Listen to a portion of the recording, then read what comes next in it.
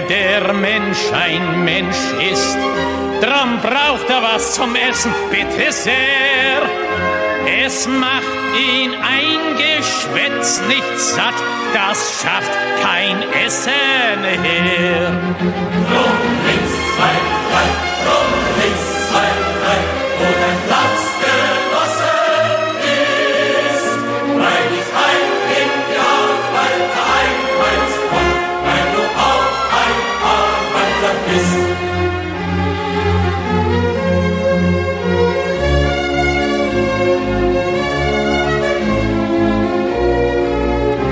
Und weil der Mensch ein Mensch ist, drum hat der Stiefel im Gesicht nicht gern. Er will unter sich keinen Sklaven sehen und über sich keinen Herrn. Drum links, zwei, drei, drum links, zwei, drei, wo dein Platz genossen ist, weil ich ein in die Arbeiter einheimst und weil du auch ein Arbeiter bist.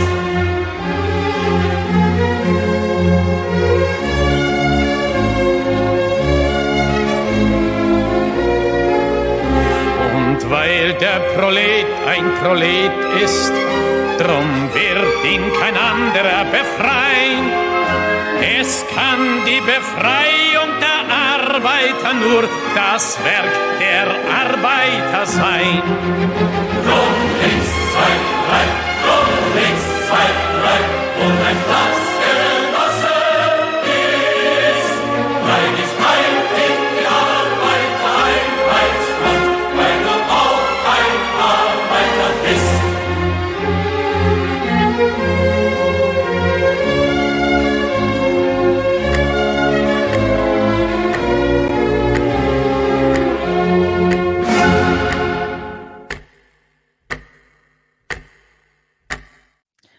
Здравствуйте, comrades. Welcome to the... Actually, wait, no. I have it in Russian. Hang on.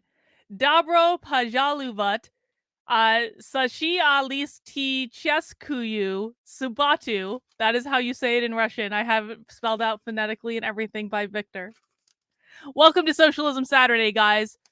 The real Socialism Saturday. I'll get better at saying that. I gotta practice it. Добро пожаловать. Socialisticeskuyu Subatu. Yay! We just did 2 hours of socialism with Red May, Socialism Live. And some of you may be feeling a little haggard. Some of you may be feeling like you don't want to watch any more socialism. But our previous stream was an impromptu stream in response to our good friends over at Red May. It was just a really bad idea. And I apologize, guys. I apologize for the previous stream. And I promise I'm going to make it up to you. And I have been looking forward to this stream all week. No, we're not banning Autumn yet. I read Autumn the Riot Act sin. Don't worry, I'm taking care of that.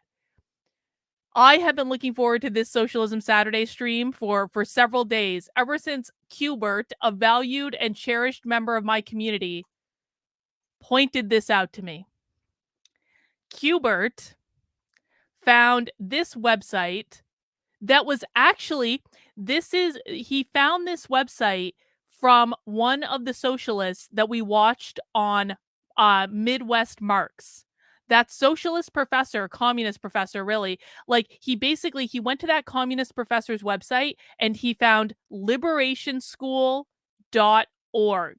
And liberationschool.org has all sorts of amazing, juicy socialist tidbits. And I thought that the very best thing that we could do would be to take this 3-part course in how to be the very best comrade that we can be. Let me read the description and we'll talk about what we're going to do tonight. And guys, hunker down.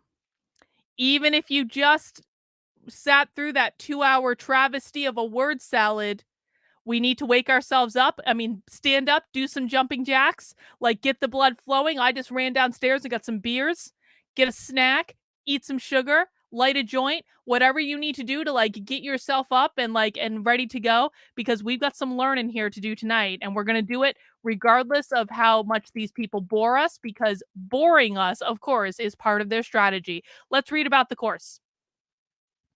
Hang on, Julie just sent in a super chat. 1 second. I want to make sure we display it. Thank you, Julie. Happy Saturday. Thank you for the hard work as our great leader of the comrades, the dear leader, if you will. That is how I prefer to be referred to, Julie. Thank you for the super chat. I do appreciate it. There are times when solidarity appears more important than ever. When things are tough, we need comrades who will have our back. This 3-part course examines political solidarity by focusing on comradeship as the relation between those on the same side of the political struggle. Taught by political theorist and organizer Jody Dean, this course draws on ideas developed in her recent book, Comrade, an essay on political belonging, and discusses what it means to be a comrade, the difference between comrades and allies, the importance of comrades for political struggle, and how to maintain comradeship. This course is facilitated by Nino Brown, which begins with a lecture by Dean, which is followed by a moderated question and answer period. This was recorded in April 2020, and you'll see there are 3 links. The first part of the course is From Allies to Comrades. The second part is 4 theses on the comrade. And the third part is We Need Comrades. Are you guys ready for this? Who's excited? Come on, mount that like button for me if you are excited to be the very best comrade that you can be. I think this is going to be great. Kate, thank you to the team players that stuck through that last stream. I jumped ship in the last 5 minutes. Kate, I really should have jumped ship about an hour into it. It was a mistake. I kept waiting. I was like, she's going to say something. And she said a lot.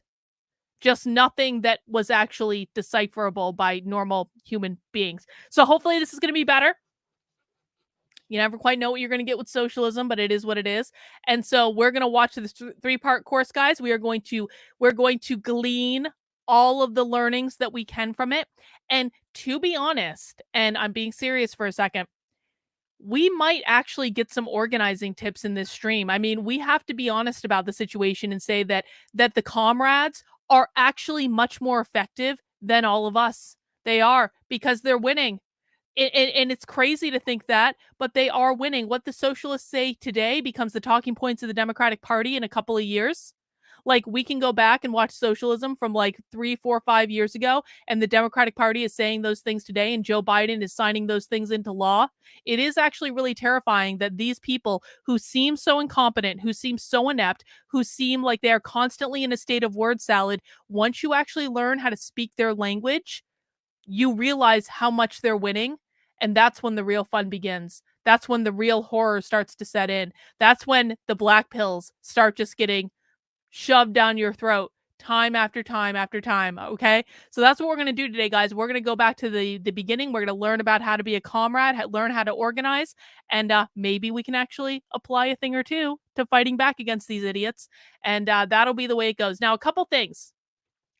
If this is your first Socialism Saturday, first off, welcome. Please don't judge Socialism Saturday by that travesty of a stream that I did right before this. If that was your first encounter with Socialism Saturday, I'm really, really, really sorry. I am. It was not a good representation. So if this is your first one, there's a couple things that you need to know. Number 1, if you do not understand what these people are saying, it's not you, it's them. Socialists speak in a completely different language. They speak in code. You have to kind of immerse yourself in the land of the comrade to be able to understand exactly and precisely what they're saying. And that immersion can take, a couple of listens. Come back to Socialism Saturday a couple weeks in a row, and it will start to make sense. I promise. It really will. Laura, thank you for the super chat. I really do appreciate it. Now, if you have questions about what they're saying, if you're like, I just don't understand it all, ask in the chat. I don't have to be, don't worry, guys, we're going to get to bingo. I've got bingo pulled up. Relax, all right? I don't have to be the one coming up with all the answers, and I don't know all the answers. I'm learning this, even though I have listened to more socialism in the past year than I ever thought I would listen to in my life. I am learning this right alongside you guys. Okay. And so if I don't always know the answer to everything, I do look to people in the chat to provide their own answers and thoughts on what's being said. If you say something really smart or conversely really funny, I'm very inclined to display it on the screen, even if you haven't sent in a super chat. Of course, all super chats are welcome, but this is first and foremost a learning stream to be able to learn what the socialists are talking about, learn what the socialists are saying and what they're doing and what they think. And if we can help each other learn, that's all the better. So make sure you're putting your ideas in the chat, making sure you're asking questions if you have them and all that sort of stuff. Let's all welcome Paula. Paula says, "This is my first Socialism Saturday, but I guess I missed the opening word salad." No, Paula, no. Don't do it, Paula. Sit right here. Just stay put. You're fine. Don't go back and listen to the 4 o'clock stream. If that, don't do it. I'm trying to help. I really am. Don't do it. I also do not have an unmoderated chat. So I have 2 rules in my chat. Number 1, don't be a dick. Number 2, no whining.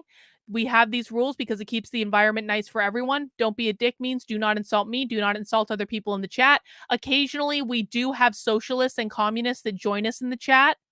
I want to provide a welcoming environment for them that they do not provide us on their streams. So as long as they are following the rules of don't be a dick and no whining, then they're allowed to stay and say whatever they want.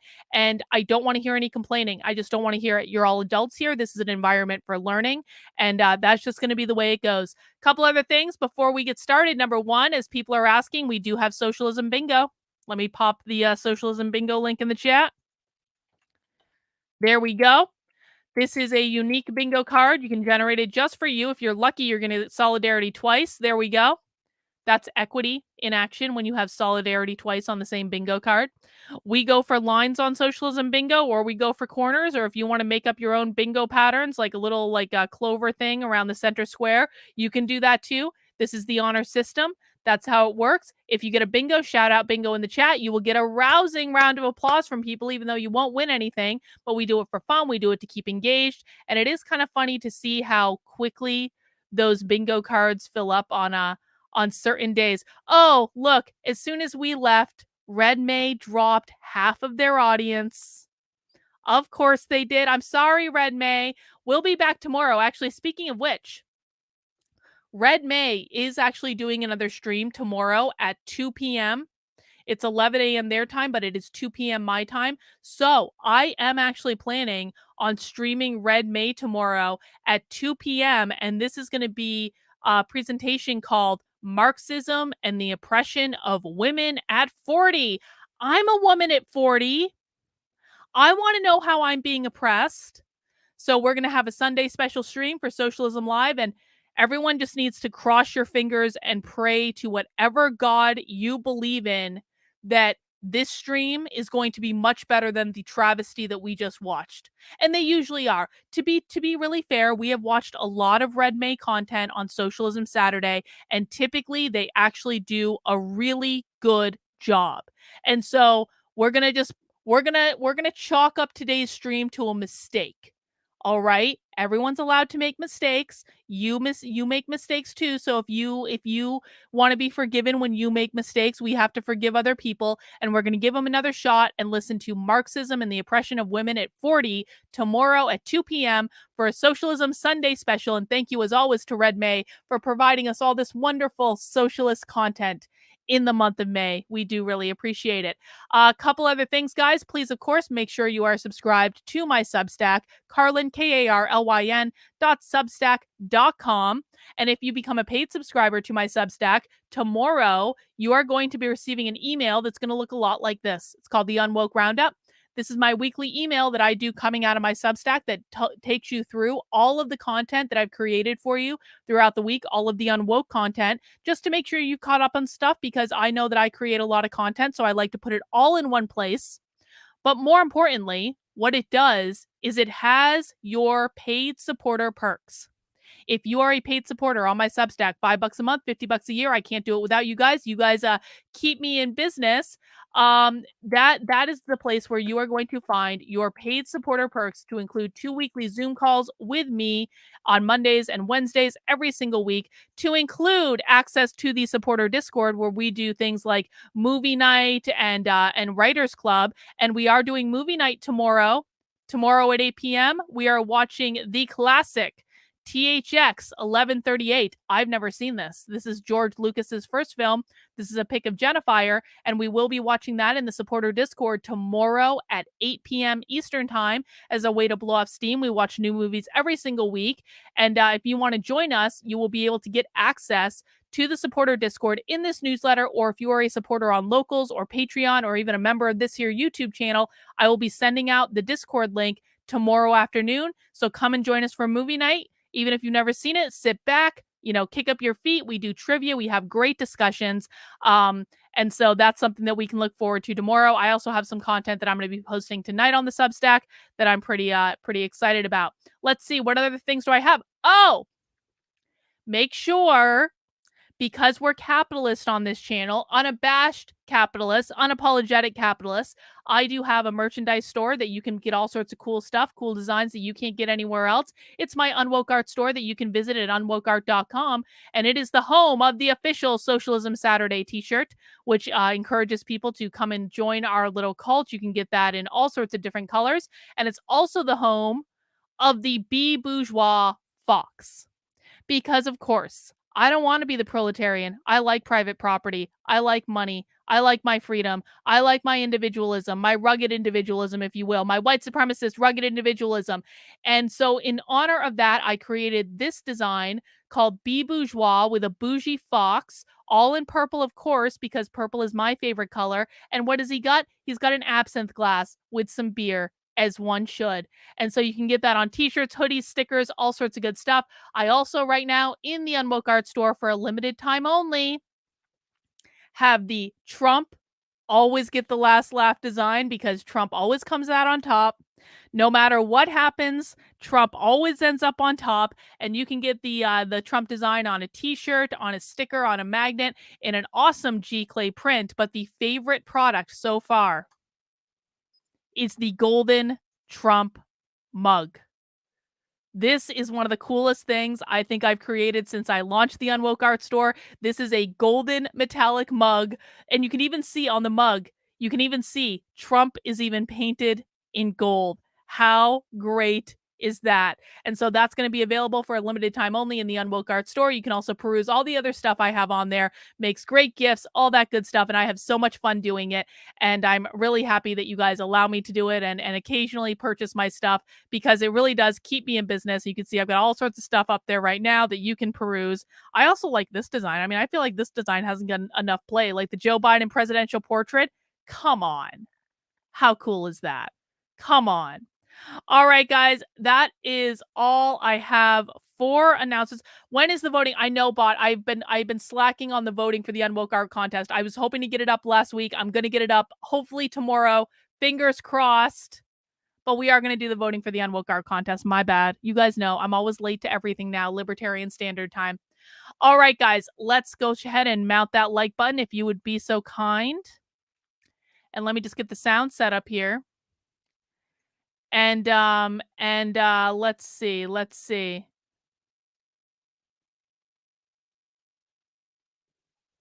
Okay, let's get into the first class. Hopefully it pops up in the same window.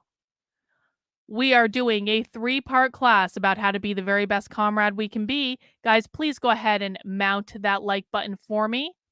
I don't believe they have a live chat on their YouTube channel. Okay, this opens in a new window. One sec. I got to get this in the new window so we can actually hear the sound.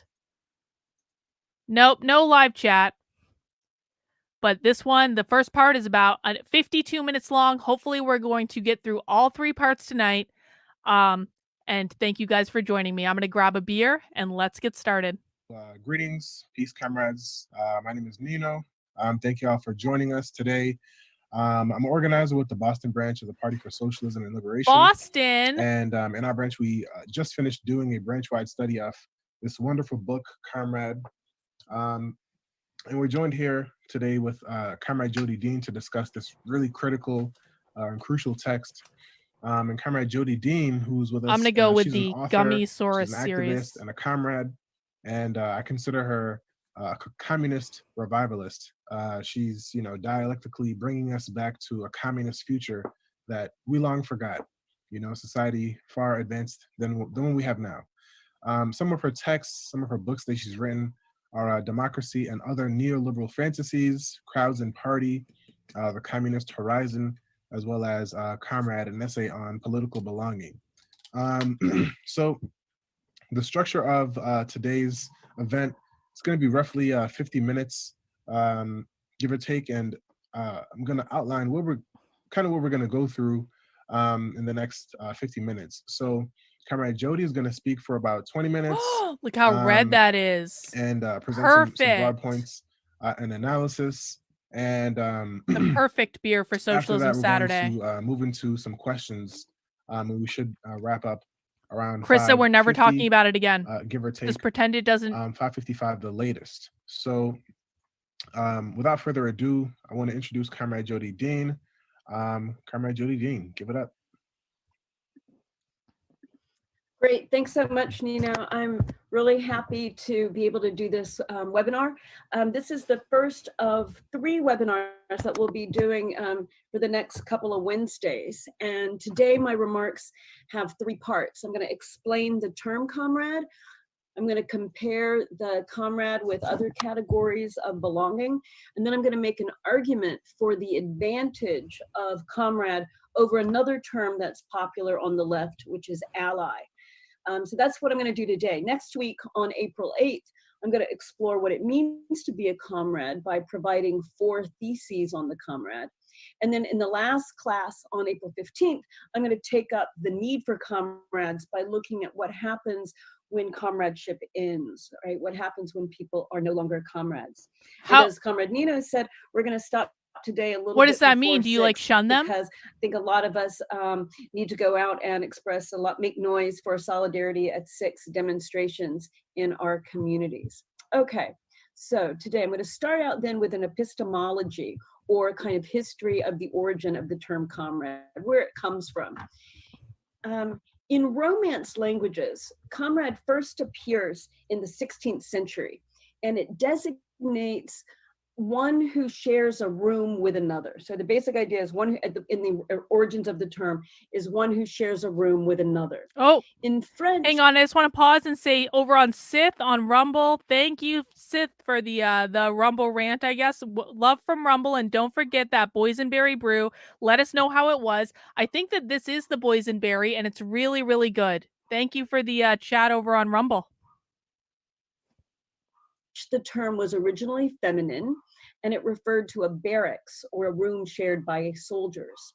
In Spanish, according to a linguistic dictionary, camarada is someone who is so close to another man that he eats and sleeps in the same house with them. So we have then in this little initial etymology, we have the idea of comradeship as a space and a relation, right? Or yes, a relation this is the that comes from sharing a space, the intensity that's generated by being close to another person. Comrade derives from the Latin word camera, which means room, chamber, and vault. The technical connotation of vault, right, which is a structure, it indexes a function, right, a generic function, or the structure that produces a particular space and holds it open. A chamber or a room, like a vault, is a repeatable structure that takes its form by producing an inside that's separate from an outside, and by providing a supported cover for those underneath it. Again, sharing a space generates a feeling, and in fact, an expectation of solidarity that differentiates those on one side from those on the other. This etymology so it's a cool kids lets club. us define the comrade as a generic figure for the political relation between those on the same side of a political struggle. Comrades are those who tie themselves together instrumentally for a common purpose. If we want to win, and we have to win, we must act together. Now, the term comrade functions in 3 ways. It functions as a term of address, as a carrier of expectation, and as a form of political belonging. So as a term of address, comrade replaces gendered and hierarchical designations like Mrs. or professor or doctor. Holy shit, So it replaces seriously? those hierarchical designations. Holy shit. So you're saying that comrade was specifically to replace gender? It's kind of like these people want to abolish gender, which we talk about all the time. That's funny. With one that is egalitarian, as comrades we're all the same. Correspondingly, those Comrades, who they're address all each the other same. as comrade share certain expectations of each other. Comrades have to be able to count on each other, even if we don't like each other very much, and even if we might disagree. In the wonderful book, The Romance of American Communism, Vivian Gornick reports the words of a former member of the Communist Party USA who hated the daily grind of selling papers and canvassing that were expected of all party cadre. But nevertheless, this comrade said, I did it. I did it because if I didn't do it, I couldn't face my comrades the next day. And we all did it for the same reason. It's like they're all We part were of a accountable collective. to each other. So this is this dimension of shared expectations, right? Comrades are accountable to each other. Finally, comrade points to a relation of political This is belonging. cult-like, Val. I And agree. Here it differs from a term like militant, right? Militant designates a person's political intensity. In contrast, comrade points to the relation between or among militants. It's necessarily collective, shared. It's a relation, not an individual kind of orientation. Now, it's the egalitarian Exactly, radical dimension moderate. of comrade as a term of address that made the term popular in the socialist movement as it was arising in the 19th century. Comradeship evoked a new and better way of being together. So now I'm going to give some examples of this. In her writings on prostitution, sex, and the family from the early years. Hang on, I got a super chat from James Jones. Thank you, James Jones. Comrades are all the same, hence as interchangeable as they say workers are to the bosses. That's exactly right. Exactly right. Of the Bolshevik Revolution, Alexandra Kollontai presents comradeship and solidarity as sensibilities necessary for building a communist society.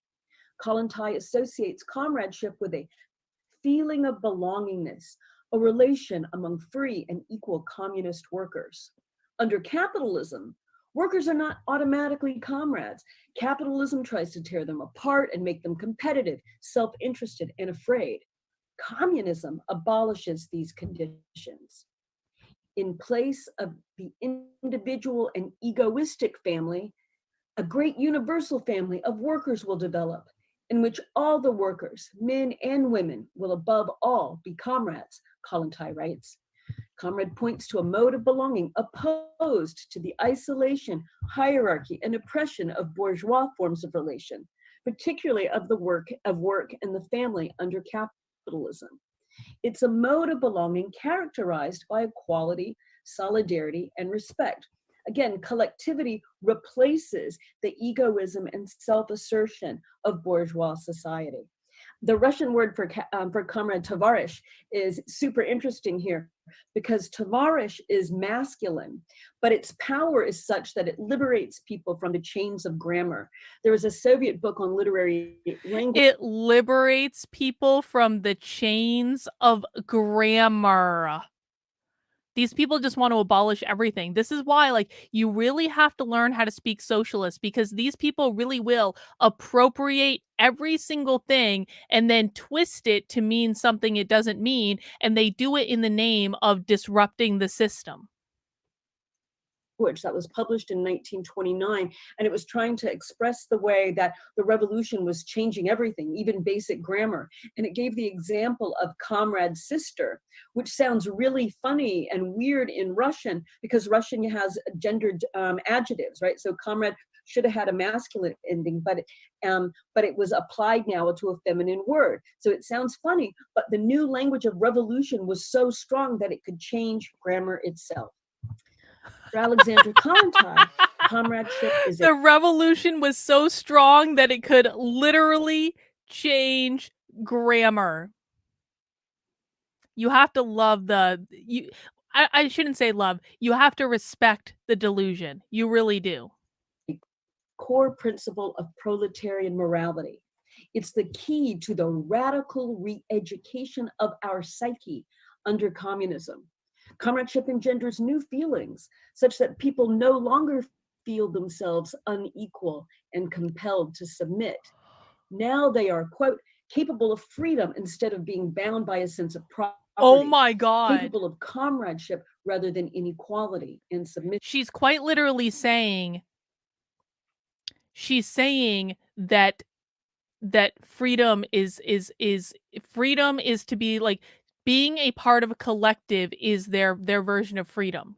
You no longer have to be yourself. You no longer have to be an individual. You are acclimated to the Borg. That is how you achieve freedom. That is quite being compelled to submit is freedom. That is quite literally what she's saying. Freedom is slavery.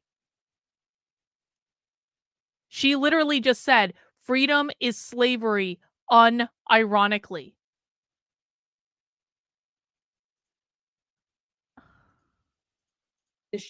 That's Kantai again. I knew this was going to be good. This re-education of the psyche is crucial. It tells us that our relations to others change us. As comrades, we make and remake each other, giving ourselves new skills and capacities, new forms of discipline and endurance. Frantz Fanon, the revolutionary and philosopher from Martinique who participated in the Algerian liberation struggle, also brings out the egalitarian dimensions of Comrade. In his conclusion to the book, The Wretched of the Earth, Fanon appeals repeatedly to his readers as comrades. Come, comrades, the European game is finally over. We must look for something else, he writes. And in the last line of the book, for Europe, for ourselves, and for humanity, comrades, we must make a new start, develop a new way of thinking, and endeavor to create a new man, end quote. Comrade is the mode of address appropriate to this task. It's egalitarian, generic, and in the context of hierarchy, fragmentation, and oppression, it's got a utopian dimension. It's an invitation to a common project to build a different and better world. So I've been talking then about the origins of the term comrade, and I've been emphasizing how its history or etymology lets us understand comrades as those on the same side of a political struggle, and how this being on the same side of a political struggle establishes expectations of equality between comrades. Comrades tie themselves together to achieve a political goal, and this tie produces a bond of equality that they strive to achieve in action. Okay, so now with that and with that history as our background, I'm going to contrast comradeship with other kinds of relationship.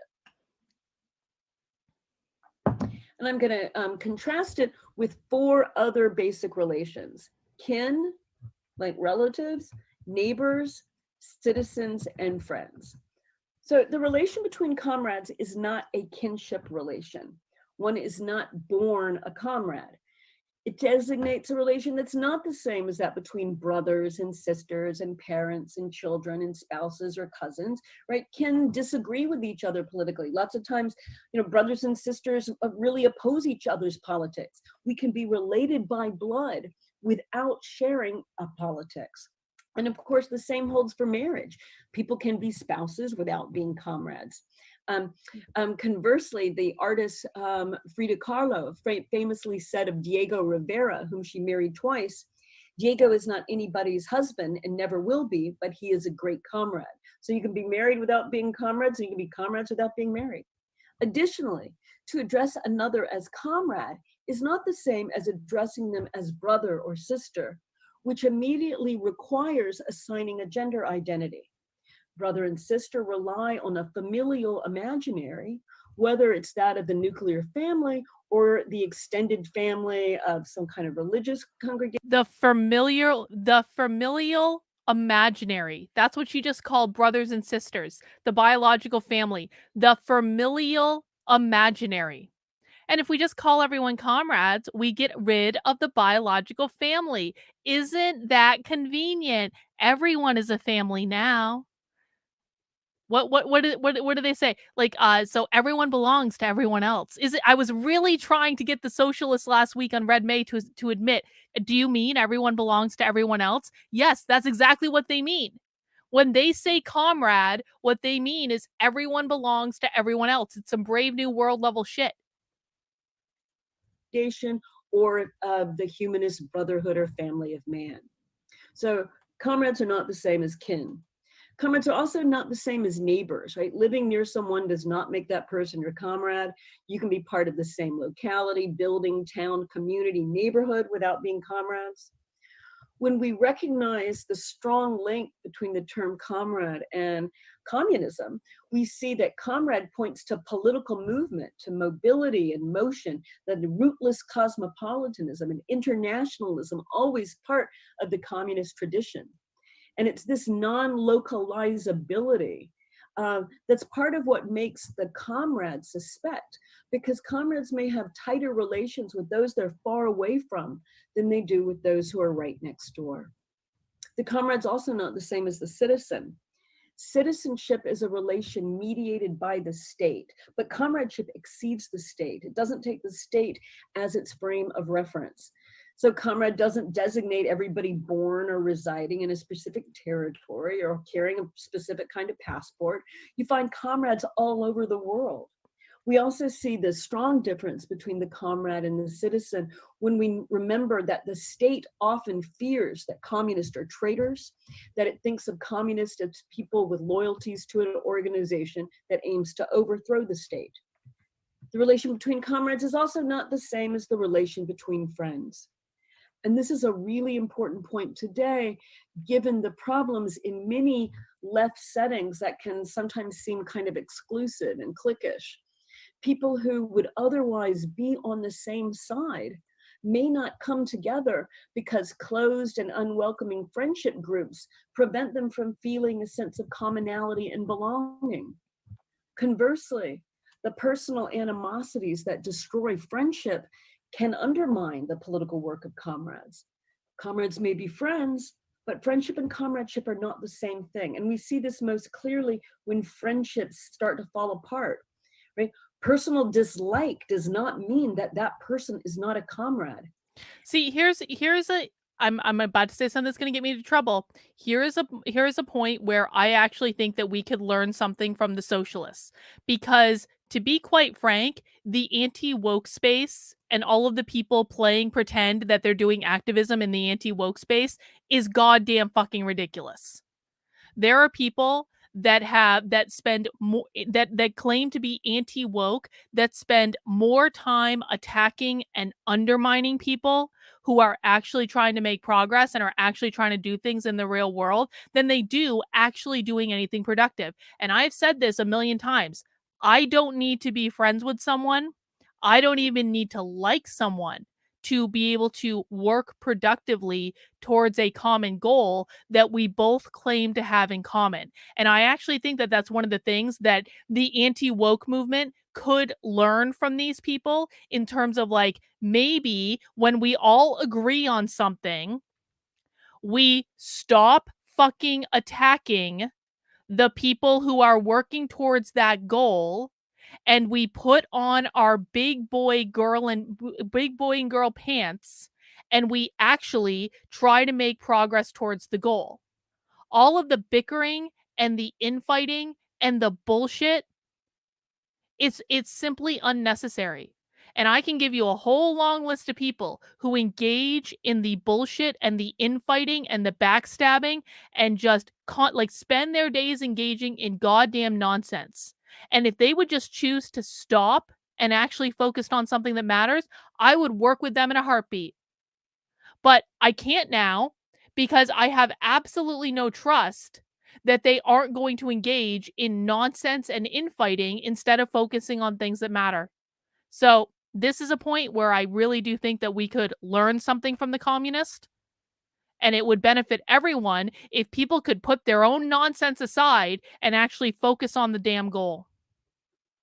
And to be quite frank, I don't think you should trust anyone, not a single person, who claims to be anti-woke that is constantly attacking other people in the anti-woke space? Billboard Chris, I'm looking at you.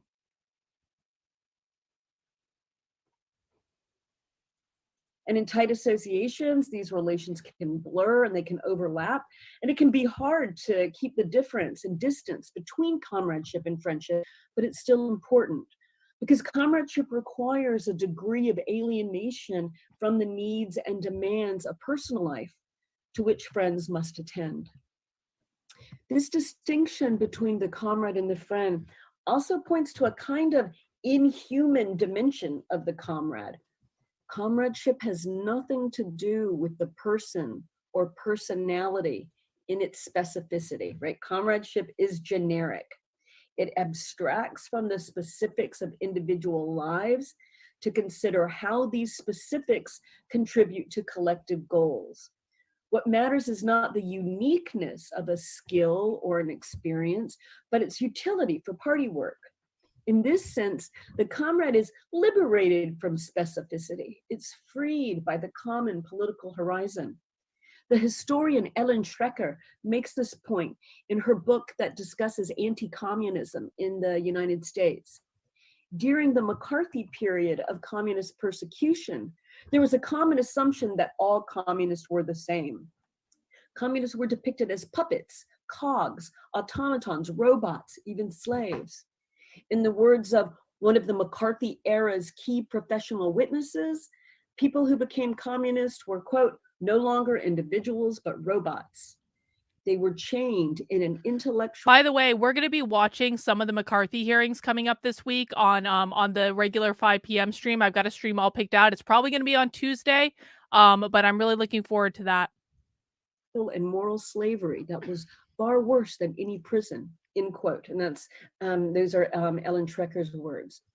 Now, there's a kind of truth that underlies this kind of hyperbolic anti-communism. And that truth, or that little bitty thread of truth, is the generic quality of comrades, of comrade as a disciplined and disciplining relation that exceeds personal interests.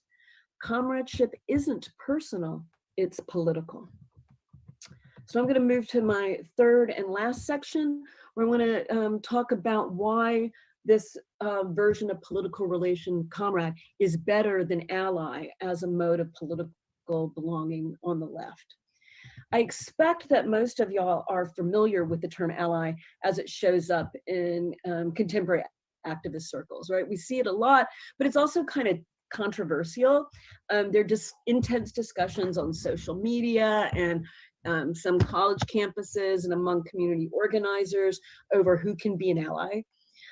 Generally, in these discussions, allies are understood to be privileged people who want to do something about oppression. And they may not consider themselves to be survivors or victims, but they want to help, right? They want to be on the right side. So allies can be straight people who stand up for LGBTQ people, white people who support Black and brown people, men who defend women, and so on. I have never seen the term used for rich people involved in working class struggle. Allies don't want to imagine themselves as... Really? You've never seen the term ally be used for rich people involving themselves in working class struggle? Because the only people that I see calling themselves allies are rich, liberal, white women.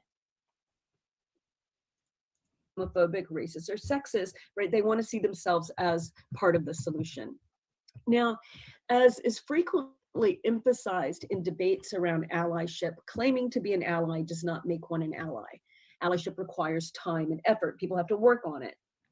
And much of this written and video work on allyship is instructional, sort of like a how-to guide or list of pointers on how to be an ally, the do's and don'ts, and that kind of thing. They're like little mini lifestyle manuals, techniques for navigating, but not demolishing, settings of privilege and oppression. Individuals can learn what not to say and what not to do, right? They can feel engaged without any organized political struggle at all. So the politics in these allyship how-tos tends to consist of interpersonal interactions, and individual feelings. The how-to guides target the potential allies' individual attitudes and behaviors, since that's what they think of as having to change. So let me give some examples of this mode of discussion of allyship. And here's one that comes from an essay called The Fundamentals of Effective Allyship. And the author says, "It's our responsibility to recognize, identify, and act on the privilege we have. One of the ways of doing so is committing to an ongoing act of introspection, reflection, and learning. You will find yourself challenged, uncomfortable, even defensive, but the more intense these feelings are, the more likely it is you're on the right track," end quote. So notice here, acting on privilege in the example is what one does to oneself. It's about, and one notices that one's politics are good if one has intense feelings. So one's politics can be completely internal, right? And totally in their head, a matter of how they're feeling. They're not saying the duty isn't to fight for our freedom or to overthrow the state, right? It's to commit to self-reflection. And I want to be clear, I'm not against self-reflection, but that's not a model for political action. In essays like this one on allyship, though, this kind of self-work takes the place of political action. It substitutes for it. Let me give another example.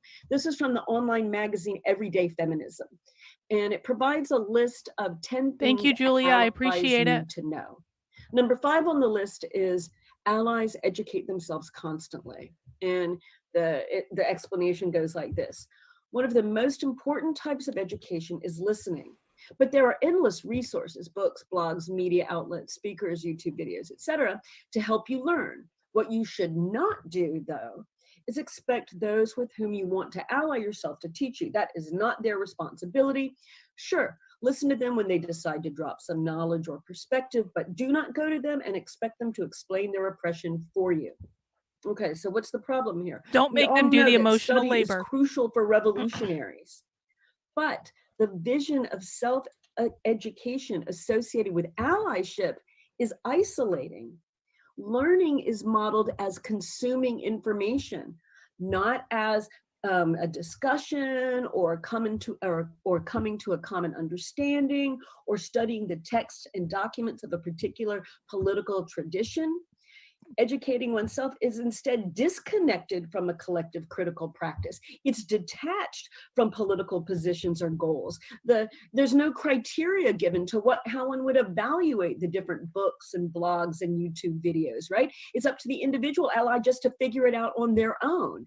So the would-be ally can be scolded and shamed, and the person doing the scolding is relieved of any responsibility for offering real guidance and training. Because let's be clear, telling someone to Google it is just an empty gesture. Once we recall that ally is not a term of address, right? It doesn't replace Mr. or Ms. or Dr. or Professor. Once we recognize that, we see then how the term ally appears more to designate a limit, suggesting that you will never be one of us, than it does provide a designation that enables solidarity. The relation between allies and those they are allies for is between those with separate interests, experiences, and practices. And so this takes me then to the last example, which is also from Everyday Feminism's list of things allies need to know. And it's item number 8. Allies focus on those who share their identity. Quote, "Beyond listening, arguably the most important thing that I can do to act in solidarity is to engage those who share my identity," end quote. Identities appear clear and fixed, unambiguous and unchanging. Individuals are like little sovereign states defending their territory and only joining together under the most cautious and self-interested terms. Those taken to share an identity are presumed to share a politics, as if the identity were obvious and as if the politics didn't need to be built. Those willing to forward a politics other than one anchored in what can easily be ascribed to their identity are treated with suspicion, mistrusted for their presumed privilege, and criticized in advance for the array of wrongs that preserve that privilege. Because allies join together under self-interested terms, they can easily withdraw, drop out, and let us down. We can't be sure of their commitment because it hinges on their individual feelings and comfort. So item 8 in this everyday feminism list tells us why allyship has such a hold in progressive circles. Mistrust of other identities becomes functional and gratifying in the name of a politics that maintains and polices identity, our own special and vulnerable thing, shoring up its weak and porous boundaries. Ally keeps attention away from the fearsome challenge of choosing a side, from accepting the discipline that comes from collective work, and from organizing the fight to smash capitalist imperialism and the divisive systems of bigotry and oppression that secure it. So allyship does not bridge political identities. It's a symptom of capitalism's attempt to replace politics with the techniques of individual self-help and social media moralism. The underlying vision is of self-oriented individuals, politics as possession, transformation reduced to attitudinal change, and a fixed, naturalized sphere of privilege and oppression. Anchored in a view of identity as the primary vector of politics, the emphasis on allies displaces attention away from strategic, organizational, and tactical questions and onto prior attitudinal litmus tests, from the start precluding the collectivity necessary for revolutionary left politics. Now, of course, those on the left need allies, right? Sometimes we have to forge temporary alliances to advance. Communist struggle necessitates an array of tactical alliances among different classes, sectors, and tendencies. So this critique of ally is not part of a rejection of the politics of alliance building, because that would be ridiculous. But allyship is not the form and model for revolutionary struggle against exploitation and oppression. It's something we might tactically need, but it's not the model of political belonging that we require. As socialists and communists know, politics is always collective. The fiction that it's individual is capitalist ideology. And the attachment to individual identity. Politics is always collective. The figment that it's individual is capitalist ideology. Let's listen to that again. Is not the form and model for revolutionary struggle against exploitation and oppression. It's something we might tactically need, but it's not the model of political belonging that we require. As socialists and communists know, politics is always collective. The fiction that it's individual is capitalist ideology. And that's why they say that rugged individualism is white supremacy. Because they believe that all politics is a collective struggle, and the fiction that it's an individual struggle is capitalist ideology. Hence, individualism is white supremacy, because white supremacy means capitalism. Everyone tracking? And the attachment to individual identity that underpins the politics of allyship is a form of political incapacity. Instead of building and working in organizations capable of revolutionary struggle, allies tend to concern themselves with defending their identities and lecturing others on how to aid in this defense. In contrast, because they embrace collective struggle, socialists and communists cultivate solidarity and comradeship. So those are my remarks today about the history of the term ally, the difference between, the history of the term comrade, the difference between relations between comrades and other forms of relation, and the advantages of comradeship over allyship when we think about left political belonging. So now we're gonna have some time for some questions, and Nina is gonna start us off. Nice work. Thank you, Jody, for that wonderful presentation. I think a lot of really interesting things to unpack there and go through. I wanted to just kind of open up with two questions, because as you know, in the Boston branch, we did a branch-wide study on this text, and we spoke with you about the text and some of the points that were raised in the text. Guys, don't mind me. I am listening. I'm just looking for my knitting needles. because I have a very specific pair of knitting needles that I'm looking for right now. I'm just gonna take myself, like, I'm listening, but I'm gonna take myself off the camera for a second because I think my knitting needles are like right over there and I can't quite reach them. But I am listening. Keep going. Let me know if I miss anything in the chat. All right. Text. So the first question is, today, in this like liberal capitalist system that we live under, there are various forms of liberal humanitarianism that claim to be, for all and without distinction, but in many ways reproduce the racism that they seek to combat. And a clear example of this, being like white folks saying, we're all human as a response to, particular and especially oppressed people speaking out against their oppression, or Don't in mind more me. obscene forms, we see things like all lives matter, for example. So given this hegemonic backdrop, how does the genericness of Comrade stand opposed to the genericness of liberal humanism and so-called humanitarianism? I don't know if I want to couple both of the questions, but I think we could start with that for a couple minutes and then get to the second and then open it up to our attendees. Yeah, thanks so much, Nino. So I would say it, so how does it stand in relation to it? It cuts it, right? It cuts through it. It cuts it, divides it completely. So the generic Comrade divides the liberal human between those on one side and those on another. So are you on the side that fights against, racist capitalist imperialism, or are you not, right? Are you on the liberal humanist sides that denies racism and imperialism, that denies the fundamental nature of inequality and exploitation to capitalism, or not? So both are generic, but one is a generic that cuts through the other one. Right, awesome. Thank you, Comrade. So our second question, are there any historical examples that come to mind that exemplify the issues with survivors and systems and allyship? And if you could speak to more specifically, how do these concepts benefit the ruling class? Okay, thank you for that question. So I'm going to give just a little bit of background.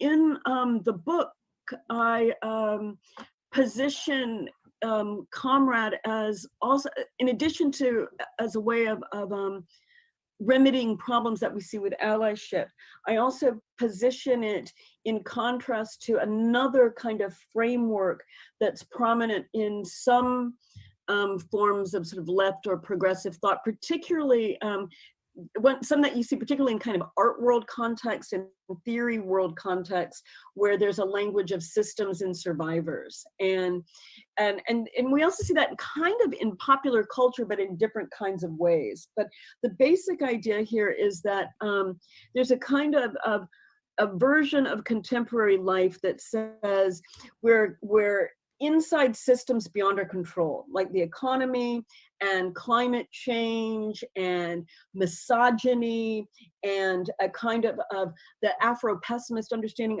of racism as always a hatred of the Black. And all of these systems are huge and beyond us. Like some people have a notion like of hyper objects that refers to these giant systems.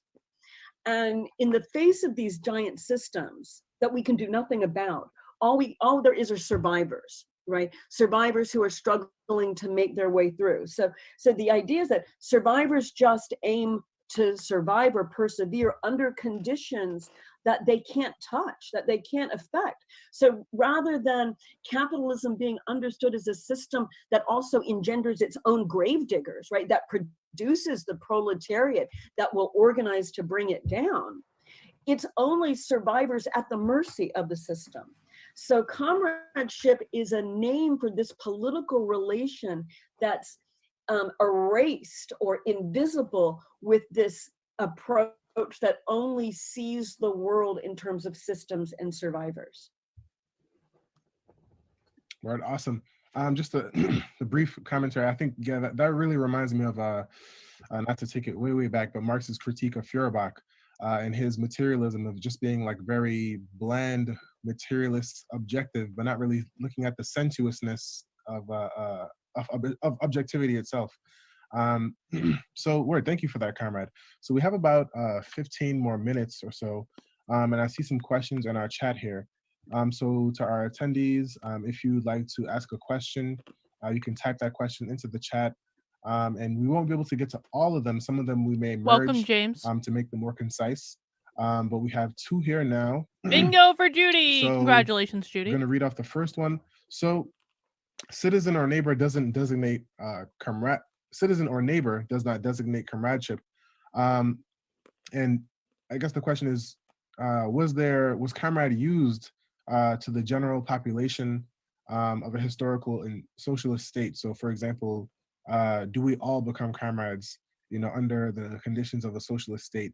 And what are the conditions of being stripped of that comradeship in a post-revolutionary state? So how does comradeship transform post-revolution?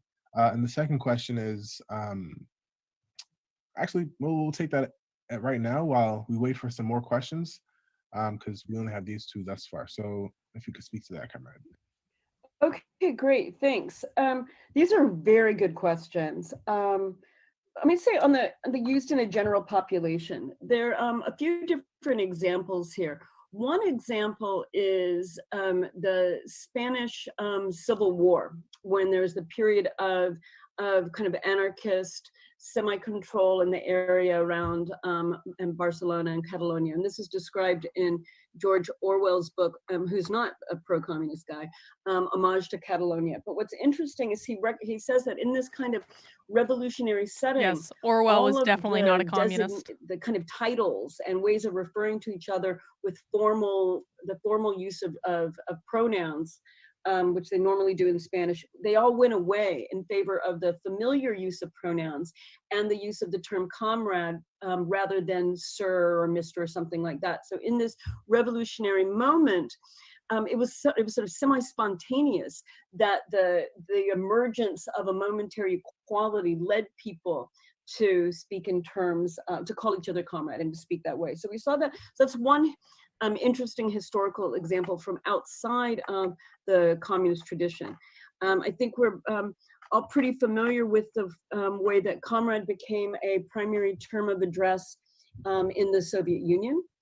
And, but it was designating not citizens, because they had a term in Russian for that, господин or господина.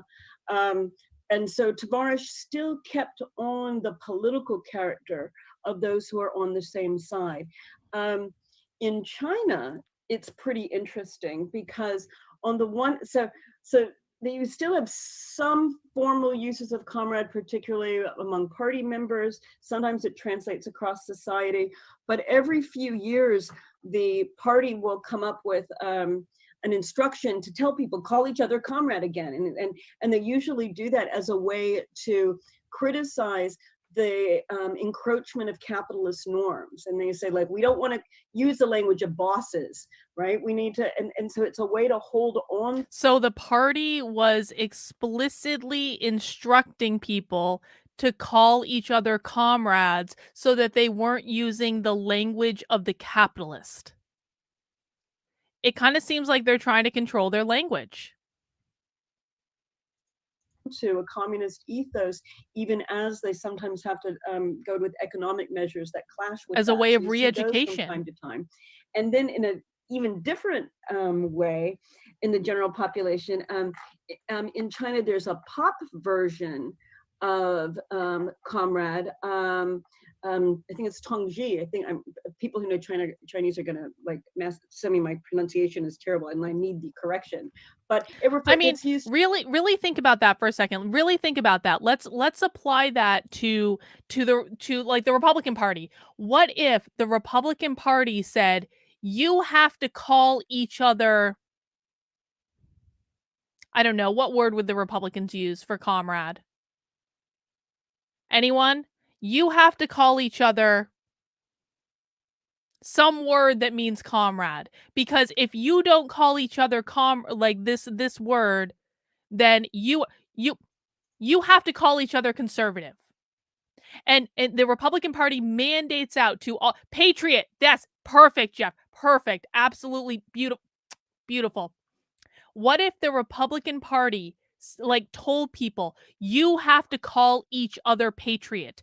Don't call each other sir, don't call each other ma'am, don't call each other friend, don't call each other colleague, don't call each other any of those things. You have to call each other patriot, or else you're using the tools of the establishment, the language of the establishment. Like, let's just think about, like, what if the Republican Party actually made that rule and then tried to force it on other Republicans?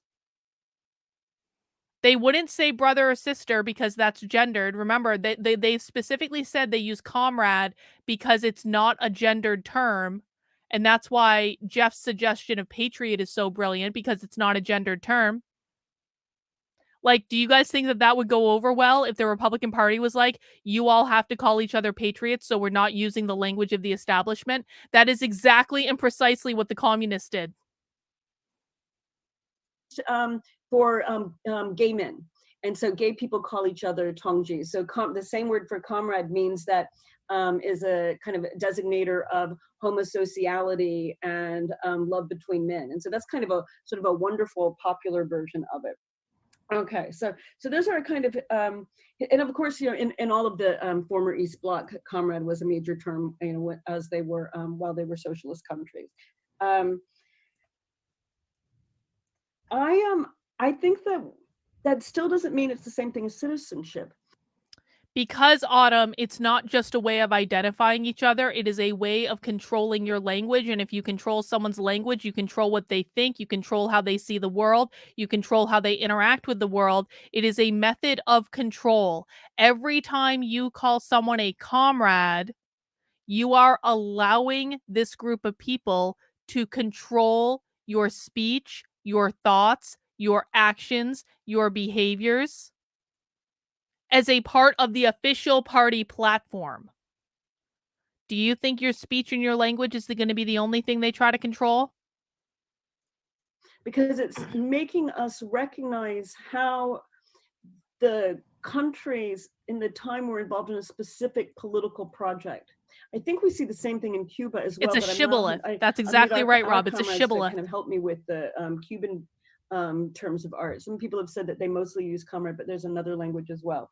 But I think the thing to keep in mind is the being on the same side part lets us emphasize the element of revolutionary struggle that continues and continued even under countries that were working on socialism, because they never fully got there, right? They were in a global world where the battle for a communist and socialist future was always ongoing. So I think that the revolutionary part of it continues to be important. And then that leads to the second part. What about after the revolution? Does that mean the end of comradeship? And I don't have a good answer. And the reason I don't have a good answer is I don't think that our duty as communists is to really look far into the future, but I think it's to organize for the struggles that we're encountering here and now. And so I think here and now, like, we can recognize that even a revolutionary overthrow is still going to be years and years of building our more egalitarian society, and in that we're going to need all the comrades that we have. And if it comes to a point where, you know, we have this kind of glorious universality, then will we still say it? Maybe to get rid of of as course, a continued reminder that we have to defeat the you always have my individualism permission. You within don't need my ourselves, permission. but maybe not. So I'm not sure on that one. I'll just want to keep that as like the open project of the communist horizon. Awesome word. Thank you, Comrade. So we have some more questions coming in here. I'm going to read. I'll try to be slower on the answers. It's like we didn't have that many questions, so I thought, okay, I'll make a long answer. That's fine. So I'll look at this one, which is I think a little shorter. So we have. So are there people that aren't in our party that are still our comrades? As you know, the words, you know, all over the internet come 2017, 18, what have you. So people that fight alongside us in the same struggle, but for some reason, you know, or another aren't in the party. So are those folks still comrades, or is it more exclusive than that in that sense? And looks like, yeah, comrades are loving your long answer. So I guess Oh, elaborate. okay, so on this one, I think it's important not to use the term comrade as a way to browbeat people, right? Like I feel like ally is used in this way of browbeating people, like, oh, are you or are you not an ally? And I think that with comrades, it's like if we're in a relation where of shared political expectation and we realize that we're on the same side, there can be good reasons that that someone on our side isn't in the party, right? Maybe they don't have the time for the commitment because they've got a lot of caregiving work or a lot of wage earning work that they have to do. Maybe they've got all sorts of reasons. Like we don't need to analyze that, but we can still be comrades with them. So I think the impulse should be not to try to use it as a way to be against other people, but rather recognize the expectations we have of those on our own side. Awesome. Thank you, comrade. So um this question is, do you know how, or do you happen to know how the ally trend as a political tendency started? Clearly, this tendency is anti-worker and unnecessarily guilt-inducing and somewhat apolitical. The ally trend is anti-worker and guilt-inducing, and this is coming from a socialist. I love it. In terms, so if you could speak to some of how that became a tendency, and if there is a difference, a semantic difference between a communist comrade and the anarchist terminology of fellow worker. Mm-hmm. The question about trend is really good, and I don't have a good scholarly answer. I've looked into it and just couldn't find something where I could really say here it is. But what I've been told when I've given talks on this is that it comes from high school anti-bullying campaigns that were around solidarity for LGBT students. And I think it goes back to the early 90s, maybe even a little bit earlier. I'm not 100% sure on the date. And that was part of the high school language that was really important in the anti-bullying campaigns. And that when those students finished high school and went out into other worlds, they brought that with them. So that's one, I only know that anecdotally. And then the communist and anarchist fellow workers. The thing about comrade is it doesn't require that the other person self-identifies as a worker. They're equal as being politically on the same side without their economic relation being designated. Now, because we're talking about comrades in the socialist and communist tradition, we understand them as opposed to capitalism and as fighting as hard as they can against capitalism and imperialism. But the assumption is not that we are naming the economic category to which the person belongs. Awesome. Thank you, comrade. So we have a couple more questions. This one is, so this came up when this comrade was reading Bettina's Love, quote, Bettina Love. I know who Bettina Love survive. is. Bettina Love is a socialist teacher educator that works at Columbia Teachers College. If you ever find a teacher from Columbia Teacher College, that person is probably a socialist and a Marxist, and that's who Bettina Love is. We've seen her several times. End quote, about abolitionist teaching. See? And there's a section that critiques the term ally, but it looks Abolitionist at more teaching. abolitionist imaginations of a new system and I guess modes of relation. And this, seems to be popular among today's education and anti-mass incarceration work. How could we push that understanding to be more in line with comradeship? Because they read this with some of their coworkers. But also, I mean, if that comrade could chime in and I guess make that more concise if it wasn't as concise as it I'm could sorry, be. I don't fully understand the question. It might be because I haven't read that text, though I want to. Is it a book called Bettina's Love. Love? Hmm. But we have some other questions here. Yeah, if the person writes it out, I can try to respond in writing and we can figure that out, or some other way. Definitely. So we have another question here. How do we combat tendencies to place identity before political convictions? Because oftentimes, people tend to use their identity as a shield to avoid engaging with political convictions. Um, and I think this other question is related. As comrades, how do we work within movements that are dominated by identity politics and allyship while standing our ground, while we... That's actually an interesting question. So if you're trying to make a world in which everyone is the same and all comrades are the same and no comrades have gender because everyone is the same, how do you do that within a world that is obsessed with identity politics? That's an interesting challenge. I hadn't thought about that. we hold our views in the internationalist sense, in the anti-imperialist sense, around defending Cuba, defending countries fighting imperialism. How do we stand our ground in those instances?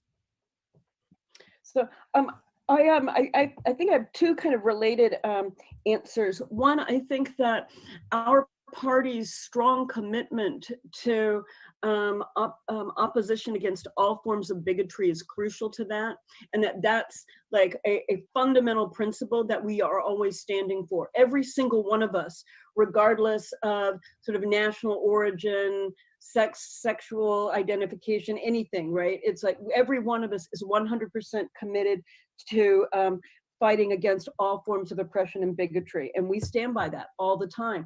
And we put this to practice as well in our opposition to imperialism, which makes it very, very clear that we don't only extend comradeship and political support to those who share our domestic space or our society, but this is a firmly internationalist conviction.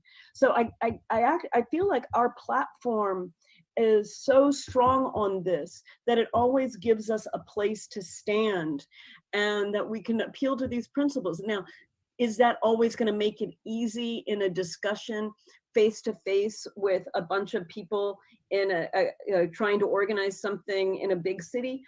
It might not be, but we show over time, right, like what we stand for. So that's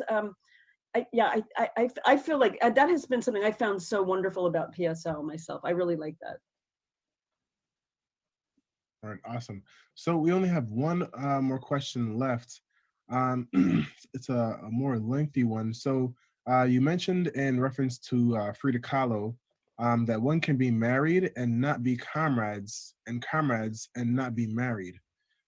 So is or was there ever a term denoting a significant other with that emphasis of egalitarianism and shared political stance / militancy? I think it was very interesting with Diego Rivera. Like, hey, what was the formulation? Good comrade, bad husband, or something of the sort. Yeah, he would never be anybody's husband, but he's a great comrade, even though he had been her husband.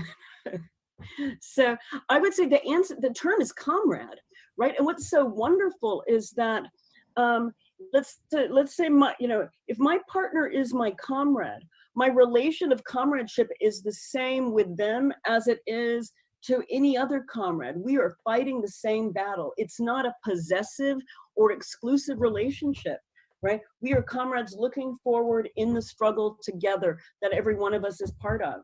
And we don't give a kind of specific name, because that would then like return us to this kind of property name, like or possessive name, like husband or wife. Now, we might choose to do that to designate our kin or love relation to another. like Comrade doesn't say you can't do that. It just says that that's a different kind of relation from the political relation between comrades, and that we need to be able to distinguish these rather than assume that they have to be the same thing, right? Like my dad's not a communist. That doesn't mean I have no relationship with him. We are back to another thing. My son is in a different party, but the party has so many positions that are just that are very much the same as ours, that I feel comfortable also calling him Comrade Son. Comrade Son. Yeah, you call your now kid my daughter's now Comrade Son. But anyway, we don't need a special term for our sort of like comrade husband. Comrade would be enough. Okay, awesome. So it looks like we have one more question, and I think that's about it. We're kind of wrapping up on time. Thank you, Comrade. These are really, really sharp answers. I know all the comrades on this call really appreciate it. So this next question is egoism and the concept of ally are linked, as you talk about. So how do we combat egoism in our comrades, but also, just in our movement in general?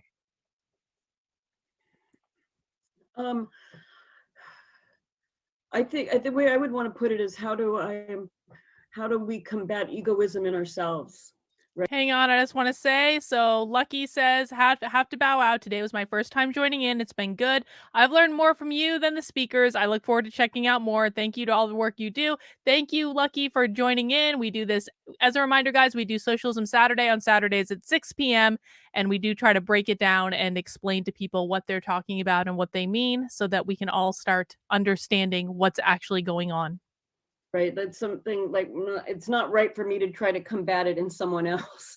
What I've got to do is not let their egoism get to me, and I do my work and not start worrying about like, oh, well, they're doing this or they're doing that. It's like, no, our expectations are that we all have a role in this struggle. We all push together. That builds the capacity that we all have.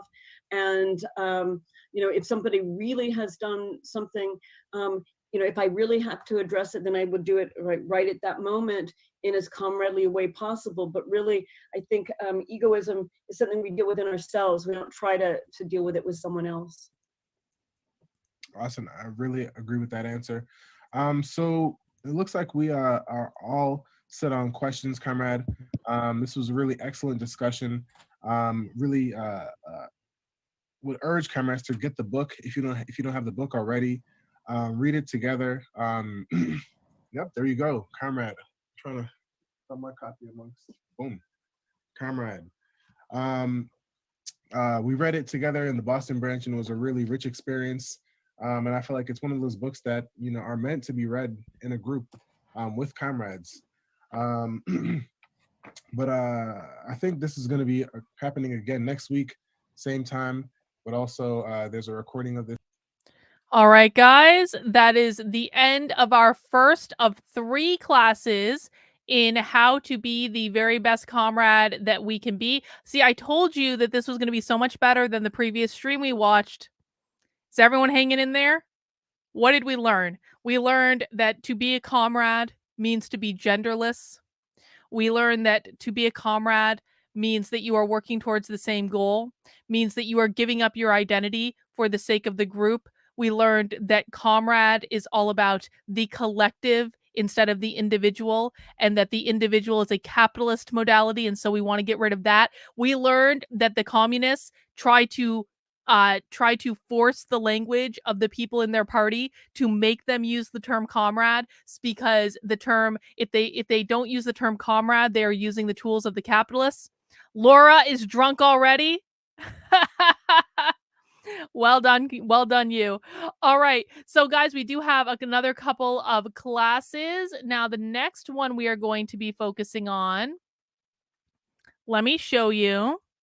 We'll read the description and then we will watch the class. Actually, we already read. Okay, so this class is in the second class, which was recorded on April 8th, 2020, examines the relations entailed in comradeship.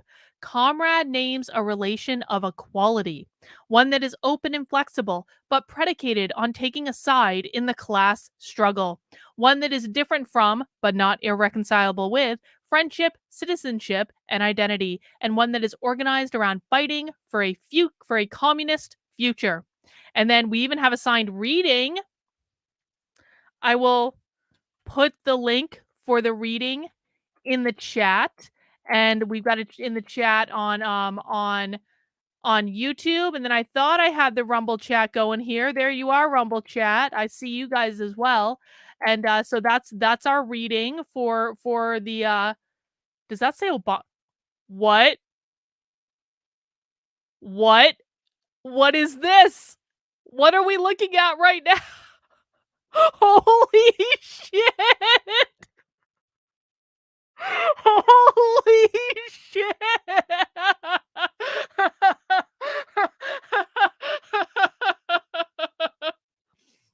Well, that was the Easter egg that I didn't know we needed.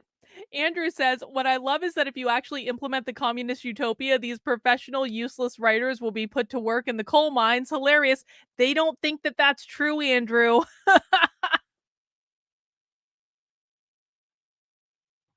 What does this say? Thank you, Comrade Obama, for saving the children from the menace of guns, family, liberty, work, and other outdated values. Holy.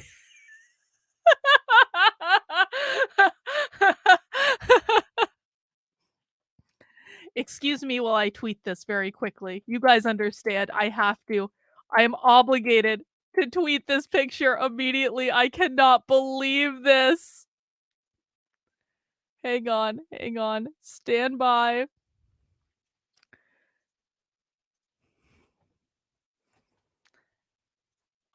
This image is part of the required reading of the course we're taking to be the best comrade we can be. Isn't that nice? That's amazing. Autumn is claiming it was a joke. I don't know about that, Autumn. I don't think it's a joke, Autumn. It's being presented in the context of a serious essay, Autumn. I don't think that that's true, Autumn.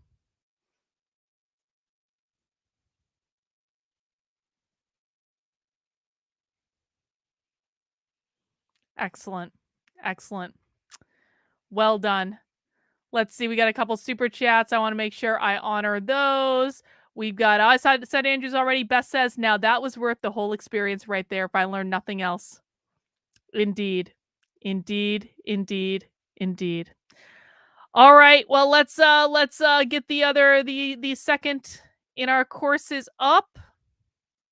Let me get it up on YouTube.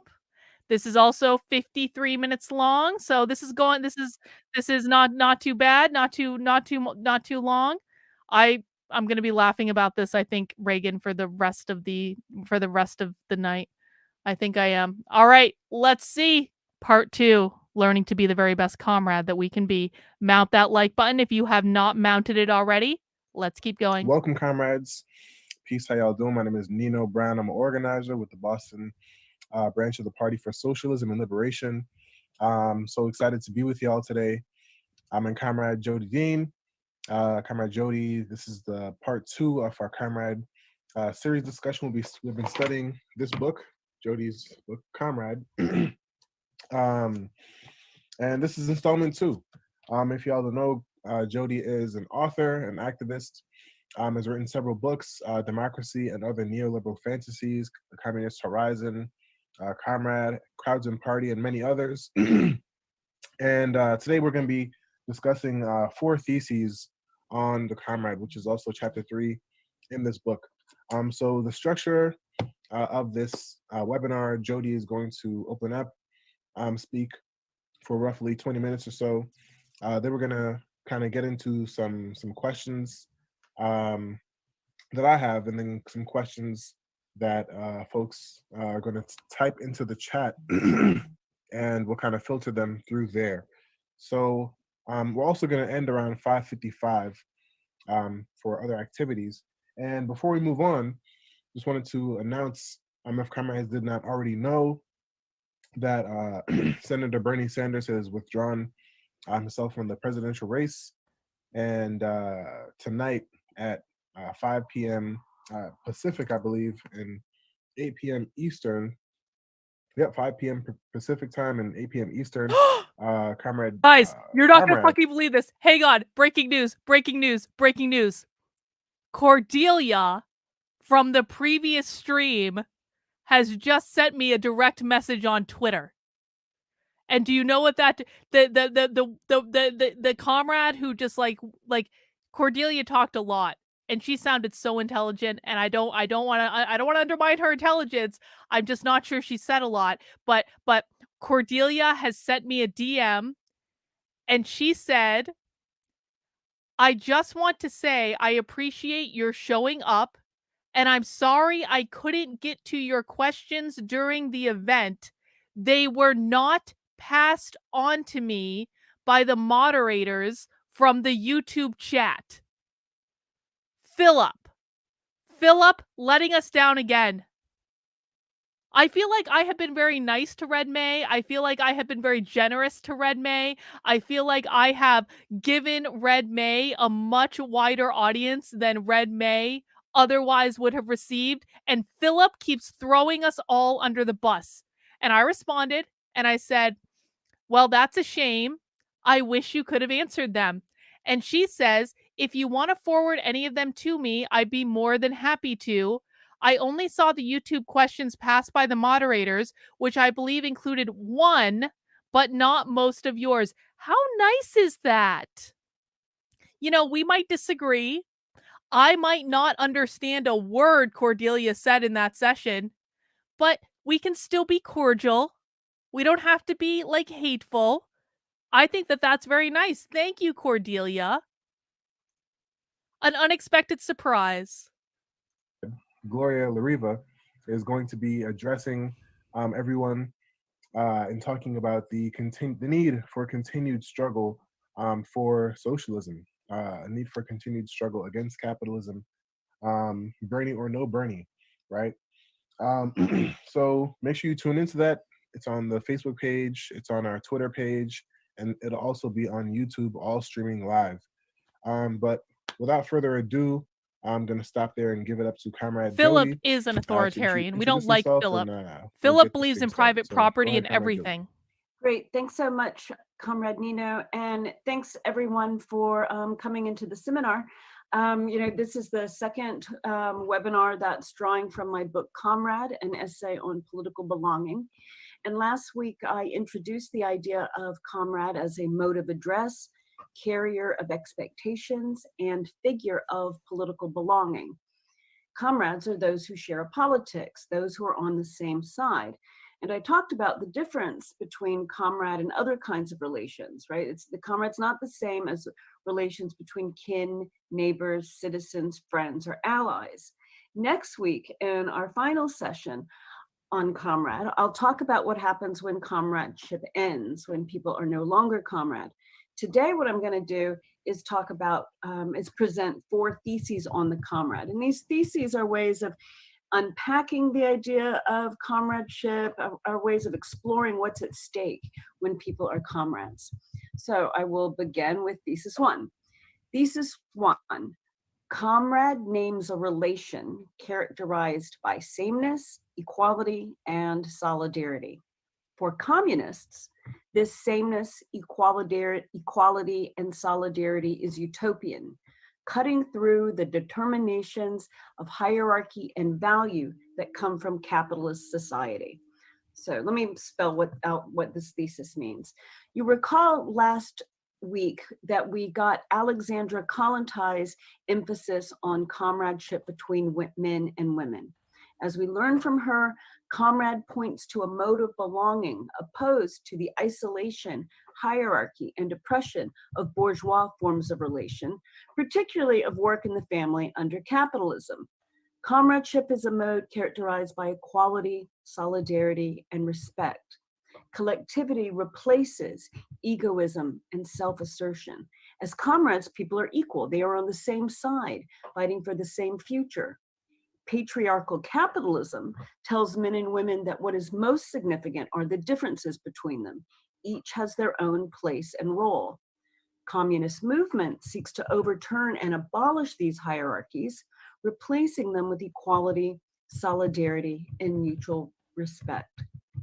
The Russian Soviet writer Maxim Gorky has a short story titled Comrade that gives us another example. Gorky presents comrade as a word that had come to unite the whole world, to lift all men up the summits of liberty and bind with new ties, the strong ties of mutual respect. His story depicts a dismal, torturous city, a city of hostility, violence, and humiliation and rage, where the weak submit to the dominance of the strong. But in the midst of this miserable suffering, one word rings out, comrade. The people cease to be slaves, they refuse to submit, they become conscious of their strength. They recognize that they themselves are the force of life. When people say comrade, they change the world. So one of Gorky's examples in this story is a woman he describes as a prostitute who feels a hand on her shoulder and then weeps with joy as she turns around and hears the word comrade. With this word, she is hailed not as a self-commodifying object to be enjoyed by another, but as an equal in common struggle against the very conditions requiring commodification. Other examples in Gorky's story are a beggar, a coachman, and some young militants, for all of whom comrade shines like a star that guides them to the future. So like Kollontai, Gorky associates the word comrade with freedom from servitude and oppression, with equality. And like Kollontai, he presents the comrade as opposed to capitalism's egoistic exploitation, hierarchy, competition, and misery. Finally, like Kollontai, Capitalism does not make me miserable. To a struggle for I love capitalism. I'm a big fan. In which all will be comrades. But who is our comrade? One of the questions that came up last week involved people in other parties or from other traditions. How do we know who our comrades are? This leads to the second thesis. Anybody, but not everybody, can be a comrade. And to illustrate this thesis, we're going to see a short clip from the 1939 film Ninotchka by Ernst Lubitsch. Oh no. Marissa, can you show the clip? Oh no. Are we going to watch Russian communist movie? Oh no. This is awful. Why would you do this to us? Oh, this is a fine thing. Maybe we've missed him already. How can we find somebody without knowing what he looks like?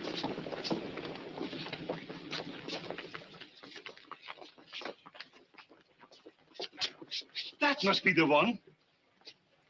Yes, he looks like a comrade. Yes.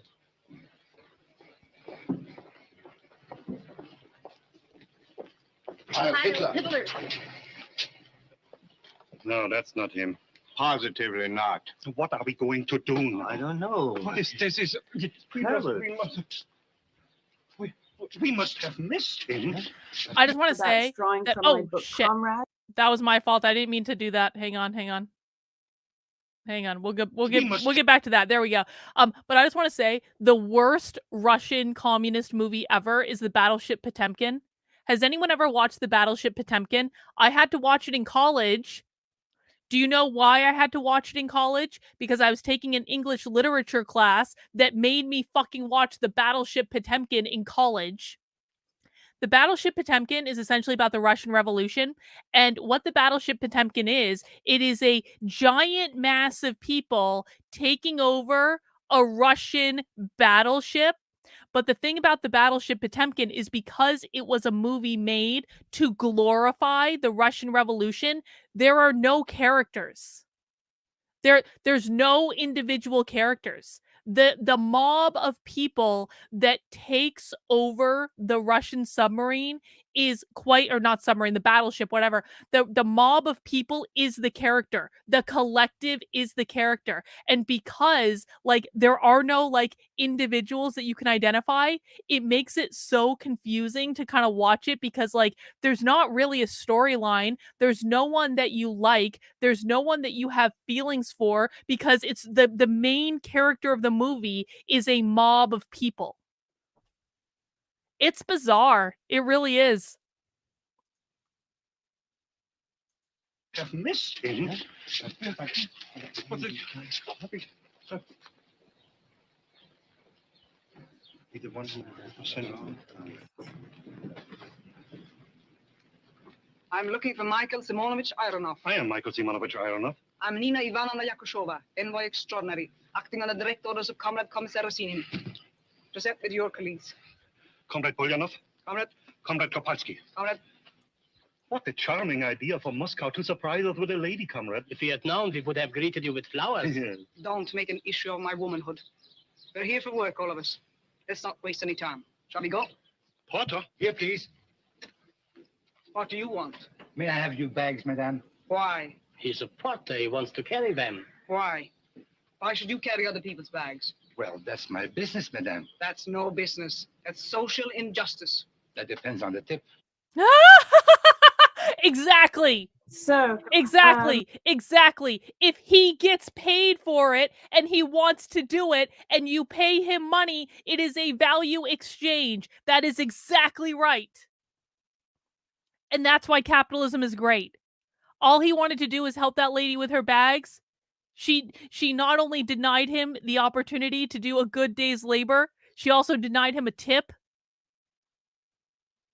That's what comradeship really does. It keeps down the worker. Autumn, we are not going to watch North Korean cinema. That is not going to happen, Autumn. Okay? You might be able to interject some of your socialism into the chat. We are not watching Kim Jong-un North Korean cinema. I'm drawing the fucking line. One of the things that we see that in this clip is that anyone could be a comrade, but not everyone. Some people are clearly not comrades. They're enemies, right? The Nazi there. The three trade officials, Iranov, Bulyanov, and Kopalsky, who are looking around the train station trying to find their comrade, can't figure out who their comrade is by looking at them. Why? Because identity has nothing to do with comradeship.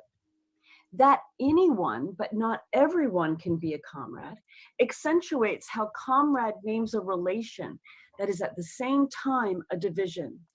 Comradeship is premised on inclusion and exclusion. Anyone, but not everyone, can be a comrade. It's not an infinitely open or flexible relation, but one that presupposes division and struggle. There is an enemy. The fact of an enemy, of struggle, is the condition for comradeship, but it doesn't determine the relation between comrades. Comrades are those on the same side of the division. So with respect to this division, they are the same. Their sameness is that of those who are on the same side. To say comrade is to announce a belonging and the sameness that comes from being on the same side. So you can see this example of sameness also in military, particularly in the military expression comrade in arms. The term comrade in arms designates those who fight on the same side against an enemy, another military, or another set of comrades in arms. Additionally, that anybody, but not everybody, can be a comrade does not mean that those who are not our comrades are our enemies.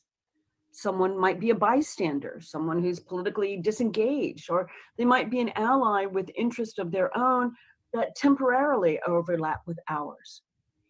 Also, anyone could be our comrade in the future, but not everyone.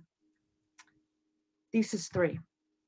The individual as a locus of identity is the other or opposite of the comrade. Last week, someone asked whether we would be or have comrades after communism. And I have to say, I'm not fully sure of the answer. I think it's possible we might still have political disagreements about, say, whether to build a school or a hospital, or maybe where to build it. It's also possible that we will need to continue to struggle against egoism and individualism. And here, always got to comradeship struggle against that remains important individualism because, as the until third we thesis assimilate tells us, everyone to the board. comradeship designates a relation, not an individual identity. So some examples. There is a obituary in the Soviet newspaper Pravda that ran in 1925 that praised someone who had recently died. And the obituary said, Comrade Nesterenko had no personal biography and no personal needs. Right? That's the way Pravda was praising this guy who had died. No personal biography and no personal needs. The film Ninotchka shows that an issue should not be made of the comrade's womanhood. All have work to do. Similarly, or likewise, comrade is a term of address that attaches to proper names like Comrade Yakushova, Comrade Nino. The proper name, Yakushova or Nino, carries the individual identity. The term of address, comrade, asserts a sameness. A couple of years ago, after the demo in DC that we had that was against the White House rally of the KKK, one of our— This is actually good to know because I'm going to have to practice when I go to that socialism conference. I'm going to have to practice to be like, Comrade, I'm not going to use my real name, but I'll use my real name for right now. Comrade Borisenko. I mean, that actually has a nice ring to it. If we're honest about it, my husband was once a comrade. Our PSL comrades joyfully said to me, we don't even need to know each other's names, we're comrades. The Russian philosopher Oksana Timofeyeva emphasizes that in comradeship, identity vanishes. She gives the example of the disguises and masquerades used by Bolsheviks during their period of undercover. Right? Anyone could be a comrade under that mustache. The historian Ellen Schrecker gives another example. She gives a statement, she reports a statement from a US general who was an official during the McCarthy era. And this guy was really suspicious of communists because, in his words, it was almost impossible to spot them since they no longer use membership cards or other written documents which will identify them for what they are, end quote. So in these examples from Schrecker and from Oksana Timofeyeva, it's the generic comrade who appears, masking an individual person, one of many. It could be anyone. Schrecker also quotes a guy named Herbert Philbrick, who was an undercover informer, quote, anyone can be a communist. Anyone can suddenly appear as a Communist Party member, close friend, brother, employee, or even employer, leading citizen, trusted public servant. The commonality or sameness of comrade arises not out of our identity, not out of who one is, but out of what is being done, right? Party work, mass work, campaigning, studying, struggling. Political comrades are those on the same side. Communist comrades are those struggling to emancipate society from capitalism and create new egalitarian modes of free association and collective decision-making for common benefit.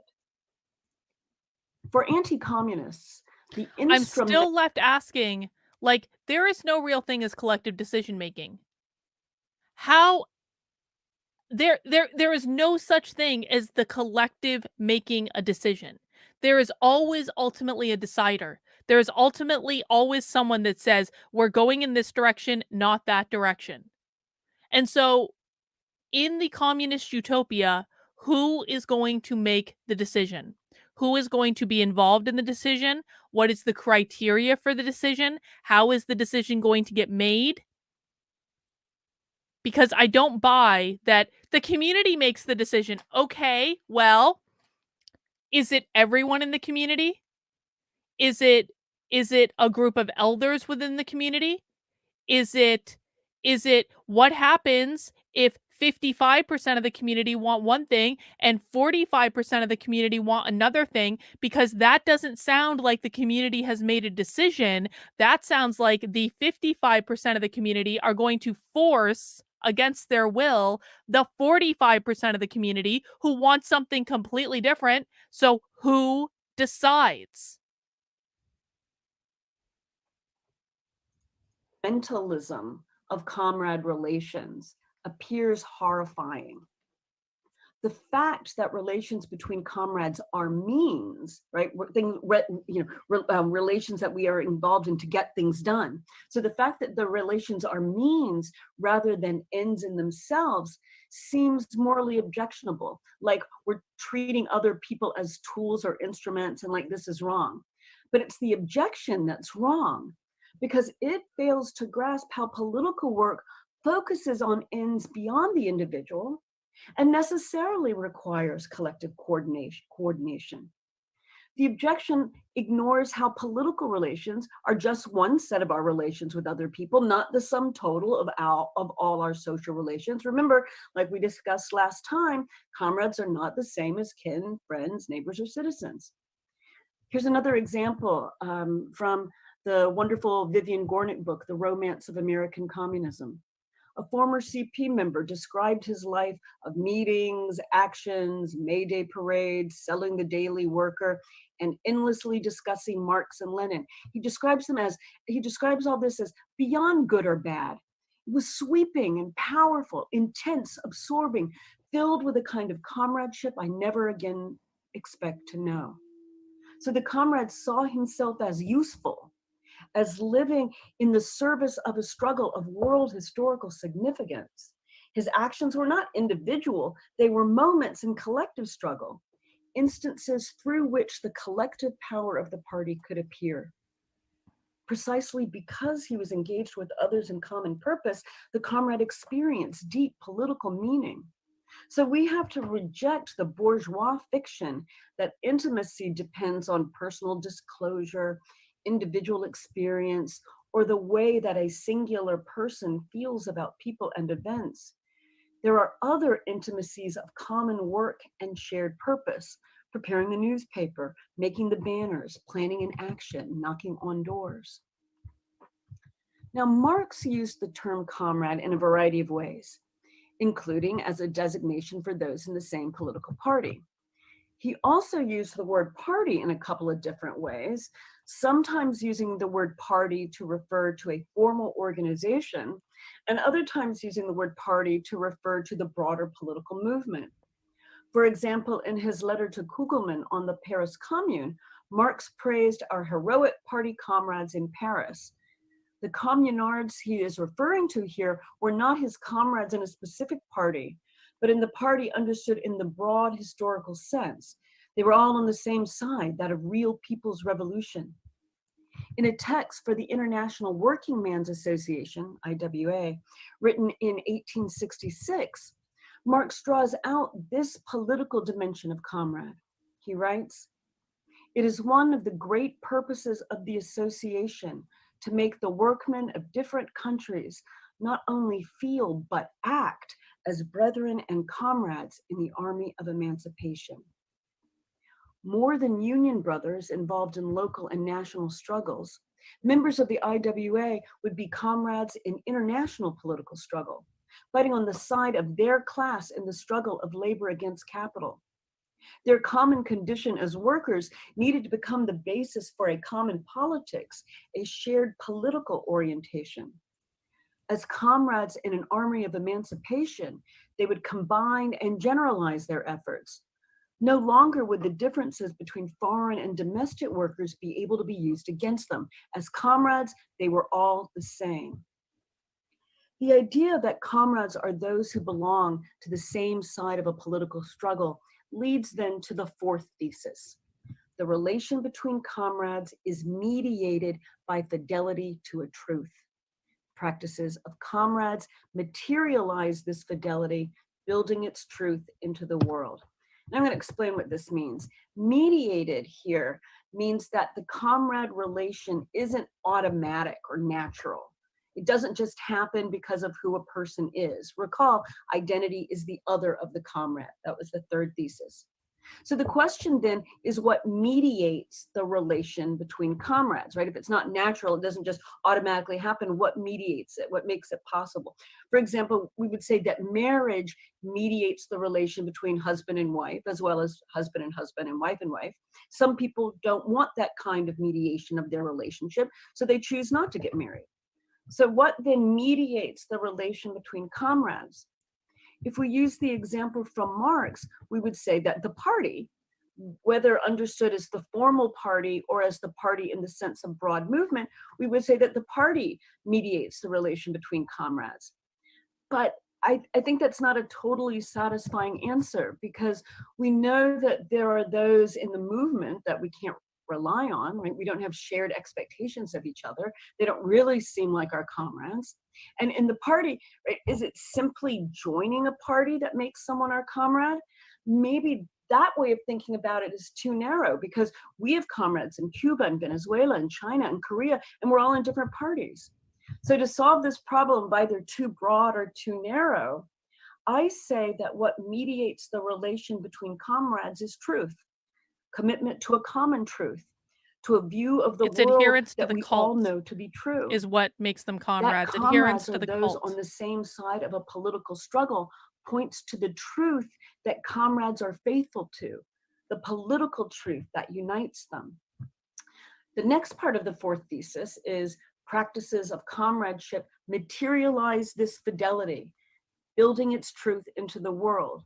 And this refers to the way that our actions matter, our work matters. It's through practical work that we demonstrate our commitment to the truth that we share. We show that it has impact on how we act and what we do. For example, it's because we know that capitalist and imperialist exploitation and oppression immiserates most of the world's people that we organize and fight against it. It's not just theory or book knowledge, it's truth that impacts our action in the world. So I want to keep trying to illustrate this point regarding this sort of fourth thesis on comradeship that involves the mediating role of a shared truth. I want to illustrate this some more by going back to the film clip, right? In Ninotchka, Nina Ivanova Yakushova can't tell who her comrades are by looking at them. She's been sent to, actually she's sent to Paris by Moscow to go find these small trade officials who had actually become really bourgeois and weren't doing what they're supposed to do. So Moscow has sent her there. And so she knows she's supposed to look for these guys, but she doesn't know who they are, right? So she has to ask. After Ivanov identifies himself, Yakushova tells him her name and the name and position of the party comrade who authorized her visit. Ivanov introduces Bulyanov and Kopalsky. Yakushova then addresses each one as comrade. But it's not the address that makes them comrade. Just calling someone comrade doesn't mean you're comrades. In the movie, they're comrades because they're members of the same party. The party is the organized body of truth that mediates their relationship. What? And this mediation makes clear what is expected of the party is the organized body of truth that mediates the relationship. Does that sound a little bit Orwellian to anyone else?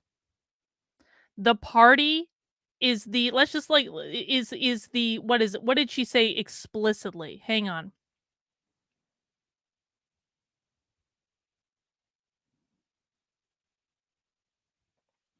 The party is the mediated body of truth that organizes the relationship. I think I may have skipped past it. Hang on. Are all there for work. Gendered identity and hierarchy don't mediate relations between comrades. The practices of fidelity to a political truth, the work done toward building that truth in the world, does. That's crazy. Can we just listen to that Greeted her again? with flowers demonstrates their embourgeoisement, right? The degeneration of their sense of comradeship. But they are all there for work. Gendered identity and hierarchy don't mediate relations between comrades. The practices of fidelity to a political truth, the work done toward building that truth in the world, does. The solidarity of comrades in political struggle arises out of this intertwining of truth, practice, and party, and it's not reducible to any one of these alone. Comrades are not simply those who believe in the same truth, as in, for example, the idea of communism. Their fidelity to a certain truth is manifested in practical political work. Work for the realization of a political truth brings people into comradely relation. But carrying out similar tasks in fidelity to the same truth isn't enough, right? It's not sufficient for comradeship. The work has to be in common. No one is a comrade on their own. Practices of comradeship are coordinated and organized, and the party is the organization out of which comradeship emerges, and that comrade relations produce. It concentrates comradeship even as comradeship exceeds it. So just as there are these 4 theses on the comrade that I've been developing, so does the comrade actually have 4 primary characteristics. And I'm going to end by saying a little bit about these 4 primary characteristics. And they are discipline, joy, enthusiasm, and courage. First, comradeship is a disciplining relation. Expectations and the responsibility to meet them constrain individual action and generate collective capacity. Comrades learn to push against immediate self-interest and the desire for personal comfort or advancement. They push that aside for the sake of the party, the movement, and the struggle. Lenin famously and frequently spoke of the need for discipline in the Revolutionary Party. He talked about rigorous discipline, proletarian discipline, iron discipline, socialist discipline, comradely discipline, and so on. Party discipline generally referred to the expectations of unity in action, free discussion, and criticism. Proletarian or labor discipline differed insofar as it pointed to the new organization of labor under socialism, the voluntary organization of class-conscious workers. Rather than being subjected to the will of the bosses, the forces of the market, or the tyranny of the wage, the conscious and voluntary initiative of the workers yields new gains in productivity. Do they really think that new bosses are not going to emerge? This is the most confusing. Like, human beings need hierarchy. Human beings need structure. They need people to tell them what to do, where to go, at least to provide some guidance. You can't just have a mass of people and have everyone automatically know what to do. This is a great point, Kurt. Party discipline requires hierarchy. Who is doing the discipline if there is no hierarchy? Who is saying this is what we do and this is what we don't do? Who is dictating that they call each other comrade so that they're not using the language of the capitalist bosses? Who made that decision? Someone made that decision. Did everyone on the party agree to it? Thank you. I do appreciate it. More advanced techniques of production. The working class demonstrates through proletarian discipline that capitalists and landlords are superfluous. We don't need them. We can and will do it ourselves. In each kind of discipline, what matters how is are that you going to do it discipline is yourself? freely accepted. For Lenin, discipline itself is revolutionary, more revolutionary than the defeat of the bourgeoisie.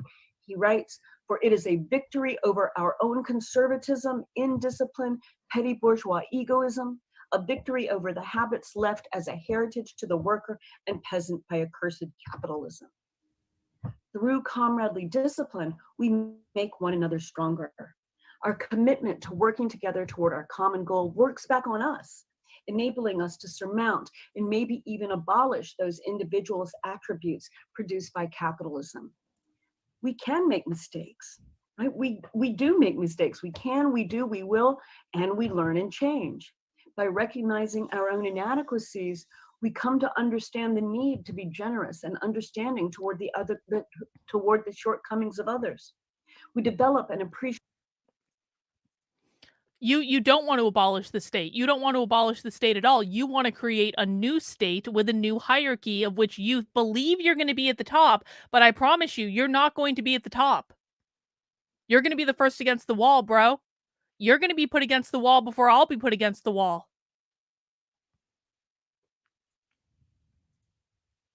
Appreciation for strengths and talents that we had previously been unable to see. We become a new kind of collectivity. So that's discipline. Accompanying comradely discipline is joy, which is the second characteristic of the comrade. The joy of discipline is internal and external, felt by comrades and experienced by those who witness how discipline changes the world. Through the intense collectivity that discipline enables, comrades can do the impossible. They are liberated from prior expectations and constraints. Joy accompanies the sense of collective invincibility. Together we made it happen, and we did it for purposes larger than ourselves. Comrades do their work with enthusiasm, which is the comrade's third characteristic. In What Is to Be Done, Lenin repeatedly praises the energy of the German Social Democrats. He repeatedly criticizes his economist comrades for their lack of energy, and he calls upon his party to increase its energy. In his conversation with Clara Zetkin on the woman question, Lenin speaks highly of the energy and enthusiasm of the party's women comrades, adding, I forget for the moment who said, one must be enthusiastic to accomplish great things. Enthusiasm or energy is expected of comrades because it's that extra, that surplus benefit of collectivity which enables us to do more and even to win. What distinguishes comrades from politically minded and hardworking individuals is the energy that accrues to our collective work. Because we combine forces, we generate more than each of us could by working alone. The fourth attribute of the comrade is courage.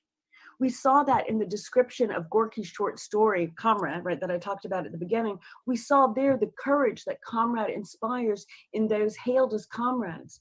They become powerful enough to break the chains of servitude, escape the confines of misery, and stand up against oppression. Chinese Communist Party leader Liu Shaoqi describes the revolutionary courage of the communist as an effect of comradely discipline. Quote, having no selfish motives, the communist has nothing to fear. Having done nothing to give himself a guilty conscience, he can lay bare and courageously correct his mistakes and shortcomings. Because he has the courage of righteous conviction, he never fears the truth, courageously upholds it, spreads it, and fights for it. So the courage of the comrade is not an individual virtue, it's an effect of discipline, the strength that arises as a result of the self-denial in the service of common struggle. Comradely courage includes the capacity for self-discipline. Includes the capacity for self-criticism, the capacity to admit to being wrong or not knowing, and then to correct any errors through further study and work. The Bolsheviks linked courage to being steadfast, unwavering, unyielding, and resolute, to the capacity to endure and prevail under enormous hardship. And again, it's because we have our comrades that we are able to endure and prevail. So to sum up, I've been talking about 4 different theses on the comrade. 1, comrade names a relation characterized by sameness, equality, and solidarity. For communists, the sameness, equality, and solidarity is utopian, cutting through the determinations of capitalist society. 2nd, anyone but not everyone can be a comrade.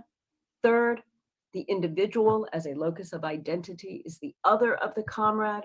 And 4, the relation between comrades is mediated by fidelity to a truth. Practices of comradeship materialize this fidelity, building its truth into the world. I've also emphasized 4 attributes of the comrade: discipline, joy, enthusiasm, and courage. So that's it until next week. And I'm interested in hearing what you all think about these ideas. Oh, we still have 20 minutes left. I was like, that went by fast. You might have. Thank you for listening. Awesome. Thank you, Comrade. Thank you, Comrade Jody. I'm pretty sure comrades are clapping you up and giving you a strong cheer right about now. So there were a couple of questions that I had, but just being cognizant of the time, I think we'll chop those down and see if we have more questions from the crowd. We're nice. Just getting some praise in the chat.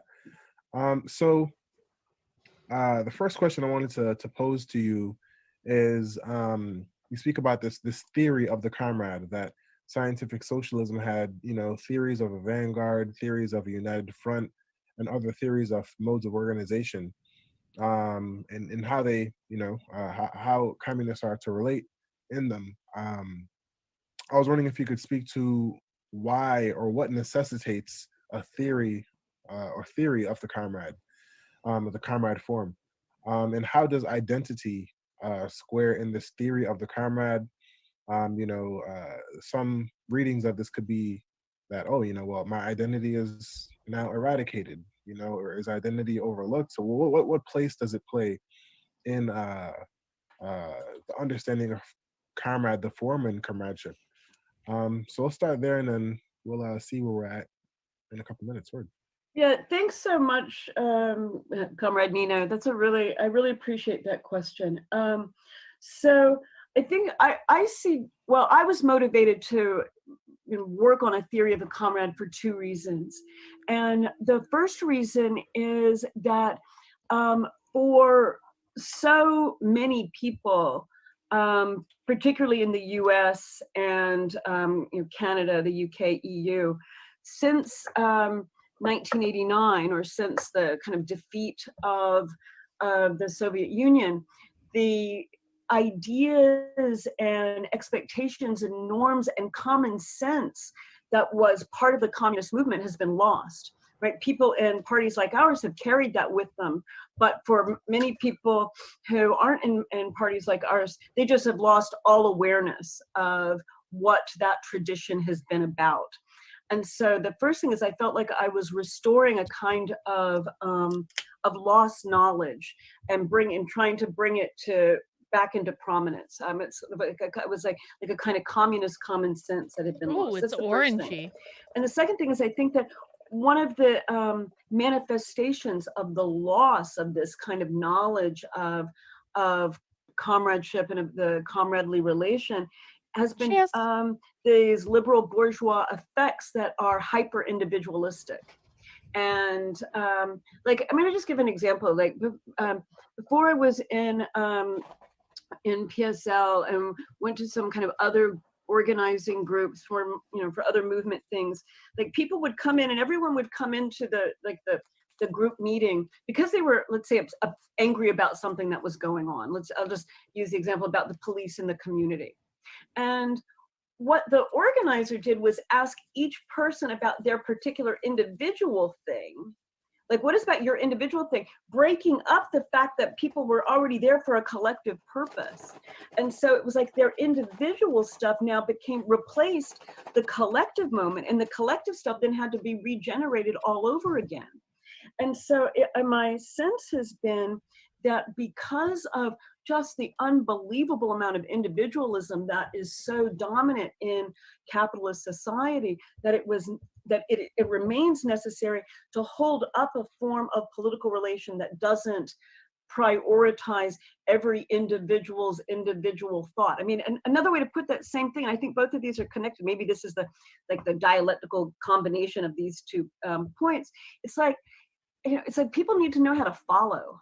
And it seems to me like too many people aren't willing. Like what I like about being in PSL is I like being a follower. Like I like being able to follow the lead of my comrades. And Wait. Are you suggesting, Jody, that people like hierarchy and they like someone to be in charge? You keep saying people like to follow, people like to follow, people like to follow. Are you suggesting that human beings innately might be looking for hierarchy? And so when you're suggesting that the community and the collective can make every decision, that might not be realistic because people are always going to be looking for someone to follow. If you're following people, then what do you call the person that you follow? Are they the person that ultimately makes the decision about who gets to have what property and who gets to work what job and who gets to eat and who doesn't eat? Is that the same thing? And to be able to be expected to do certain things because we follow, and we follow our party's lead, which is who we are. And so I think that this. So you follow the leader of the parties, recognizing. Does that make them a boss? Of the communist movement, getting rid of individualism that's so pervasive, and like learning the importance of being able to follow, strike me as really, as wide a theory of the comrade's important. Well, definitely. Thank you for that, Comrade. I think it's fascinating that she thinks the ability to follow the leader is such an important attribute of the comrade when I still don't know who they're following. Who Who are you following? Because I thought everything was supposed to be a collective decision made by the community. I think very connected to the question of discipline and organization, because we do know that the bourgeoisie, they have their discipline, and they do have their cadres and comrades that do follow their instructions, hence us being in this predicament. So this next question is, I guess, in the same vein, right, that in the caricature of communists being an homogenous just grouping where everyone is interchangeable and they're almost robotic, speaking to those same anxieties of not being able to know who is a communist because it's based on the political convictions. I did How know that does the socialism theory is of the Comrade transition speak method to to that communism. I caricature did know that. in a dialectical way? So obviously it's a caricature, but there is, some strain of truth to pull out of it. And how does the question of friendship in that relationship play into comradeship or not? Because I do know that you kind of had a distinction amongst friendship and comradeship. And if there are any examples that you could speak to. So, like, I think with respect to friendship, like, friendship really requires that we are caring for and concerned with our friend in all of their individuality, right?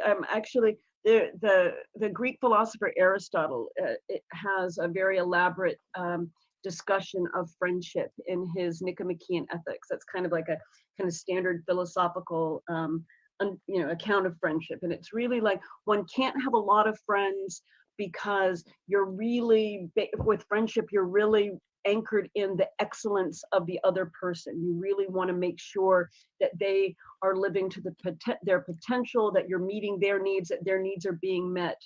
But with comrades, like, you need a bunch of comrades, right? It's like you have to have a bunch of comrades in order to get things done, right? It's like we want our numbers of comrades to grow. We want to have more and more so that we get more and more capacity.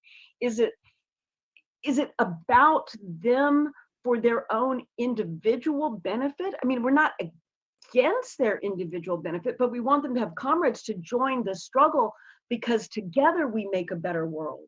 So I think that the mental shift, let me try another example. Like, I was thinking about this as like the comrade relation is instrumental. Like, together we are all like tools or instruments or weapons in the struggle.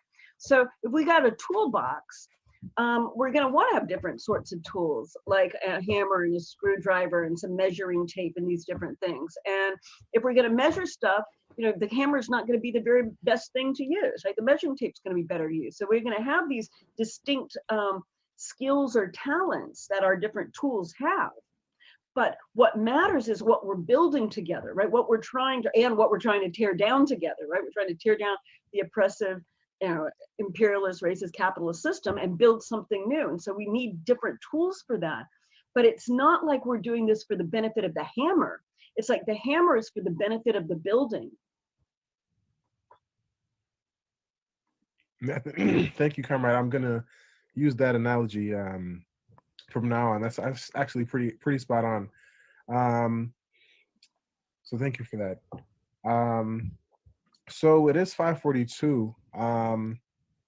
There is one last question. I think you kind of touched upon it already. Of just why does comradeship, you say, require a degree of alienation, and how does that configure if we're fighting a system that produces alienation? So that's my last question. And if to other folks on the webinar, if you can type your questions into the chat. I see one question already, but we have about roughly 10-12 minutes left. But if you could speak to that, Jody. Okay, so I think it's important for us to maybe think about alienation in different ways, right? We have a kind of sort of everyday common sense version of alienation, which is like this: I can't see myself in this world, or this world is really like, I don't feel like myself when I have to do this crappy job. like this job sucks so much, like I'm not really realizing my skills and my talents and myself as I do this in this job, and so I'm alienated from it. That's kind of one way. There are other ways that one might think about it. It's like when we make something, let's say like the worker, you know, makes I don't know, Beanie Babies on the assembly line, and like really does not feel totally fulfilled and see the Beanie Babies as something that they're happy about using their skills to make. Again, so they're alienated from the doggone, you know, stuffed animal Beanie Babies. They don't feel like they're alienated from it. Okay, that's a slightly different from the first version that I discussed. The first version was kind of like a psychological alienation. The other one was more like an alienation in work that's really material. But we can also say there's a kind of alienation that's like, I don't fully know who I am, or I can't say everything that I want to say because I don't have the words for it.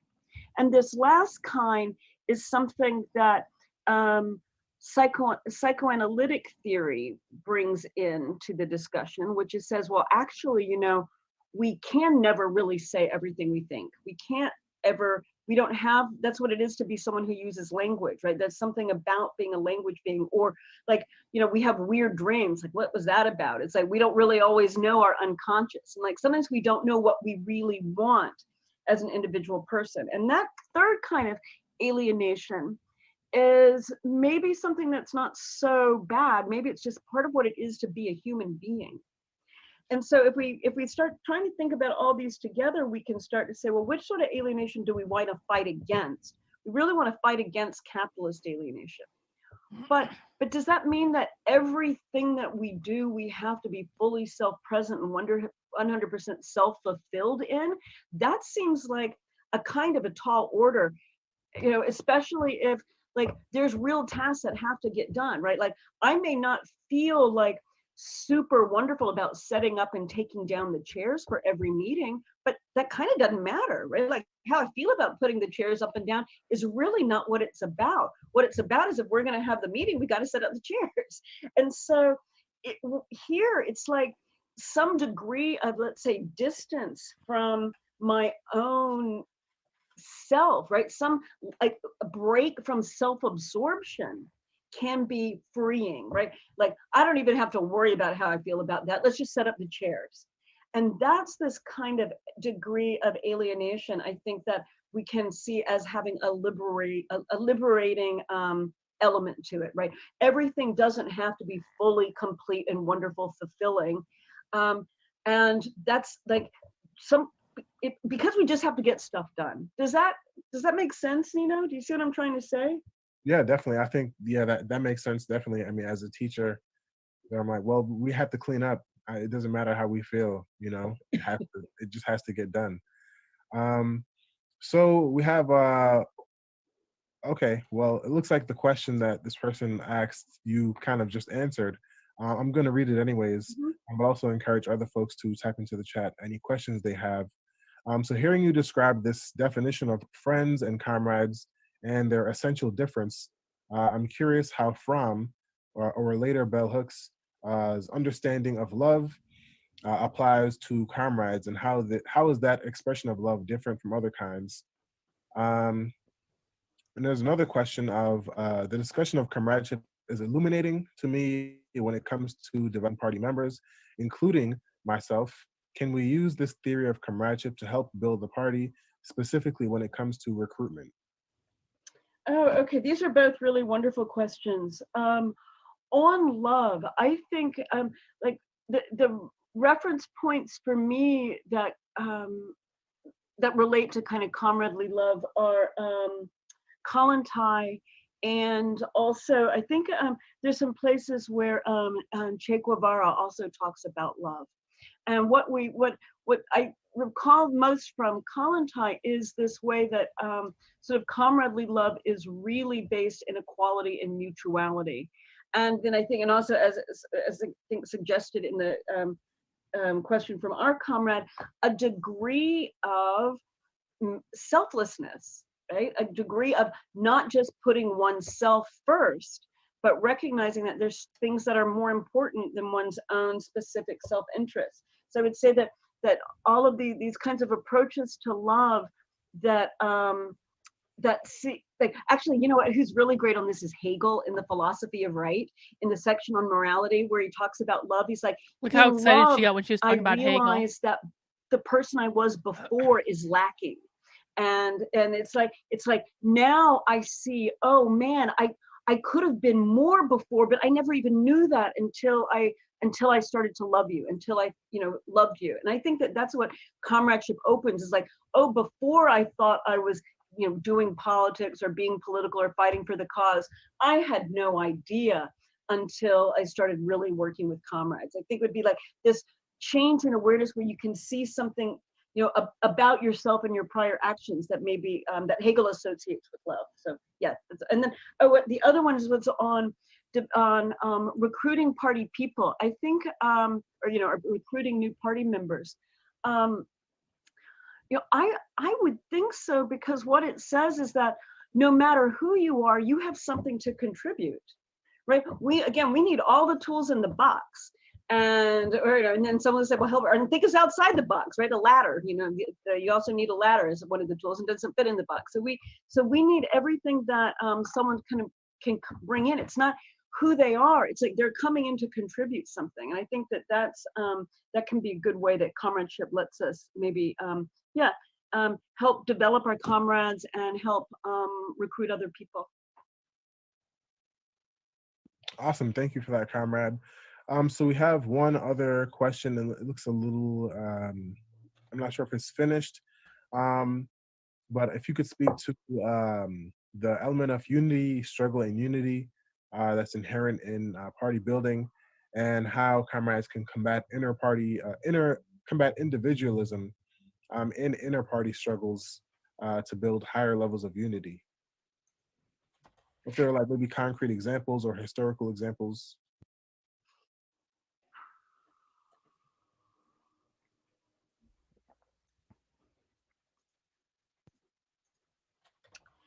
I think that's a really hard question, and I think it's hard for me to think of super concrete examples. But what I will say is, what I've found in my own sort of experience in work is that practice, like making the things, doing the work, carrying out the responsibilities that have to get done, and that might mean making the banners.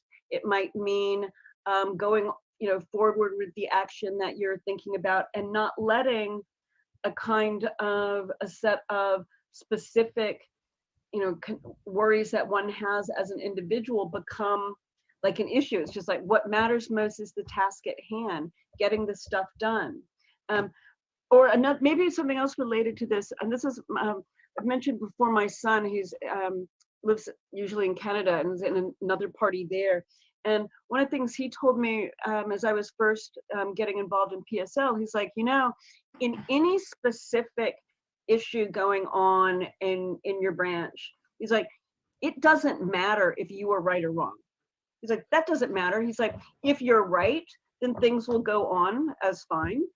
If you're wrong, then you will learn why what your mistake was. But any little thing that's before us, like, should the headline of something be this or that, or should we place the photos here, or whatever it's going to be, or should we title the talk that we're giving this one thing? Like, people might get really invested in that, but that's not really what matters, right? Like, you can be right or wrong, but if you're right, it doesn't matter. If you're wrong, it doesn't matter. What really matters is the going forward together as a unity, right? What matters is keeping the collective alive, the group alive, the branch alive and growing, and getting the work done.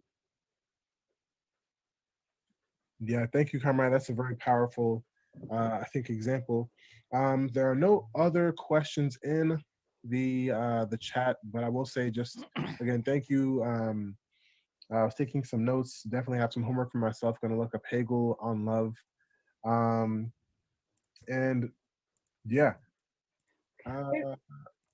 I see one last question actually about pride. Negotiating people's pride is difficult. Is there a place for pridefulness in the theory of the comrade? So I guess we've got to be proud of our collective work. And that would be the enthusiasm and the energy that we bring. And I think we should be proud of one another, right? Proud of our comrades' work and hold each other up. Like, one of the things that I find so wonderful is our practice of motivating for people when we have nominations and elections, right? We hold up our comrades. So that's one of the ways that we, where there's a place for pride in other people and pride in what our comrades are doing. And that practice, I think, the more we do that in our meetings and branches, the more that we learn that, you know, our comrades have our back, and they will, and good work is celebrated. So that's where I think that pride matters. Yeah, thank you, Comrade. That's a very slamming answer to one last question. Thank you for that question. Who's that person? Word. Thank you. Peace. Thank you, Comrade. So we're approaching our time about now. Just wanted to give a reminder to comrades again that one of our very own comrades, Gloria Lariva, who's running on the socialist, who's running as an open socialist on our party's ticket, is going to be speaking tonight at 5 p.m. Pacific time and 8 p.m. Eastern time. You can check us out on Facebook, Twitter, or YouTube. I think all streaming live.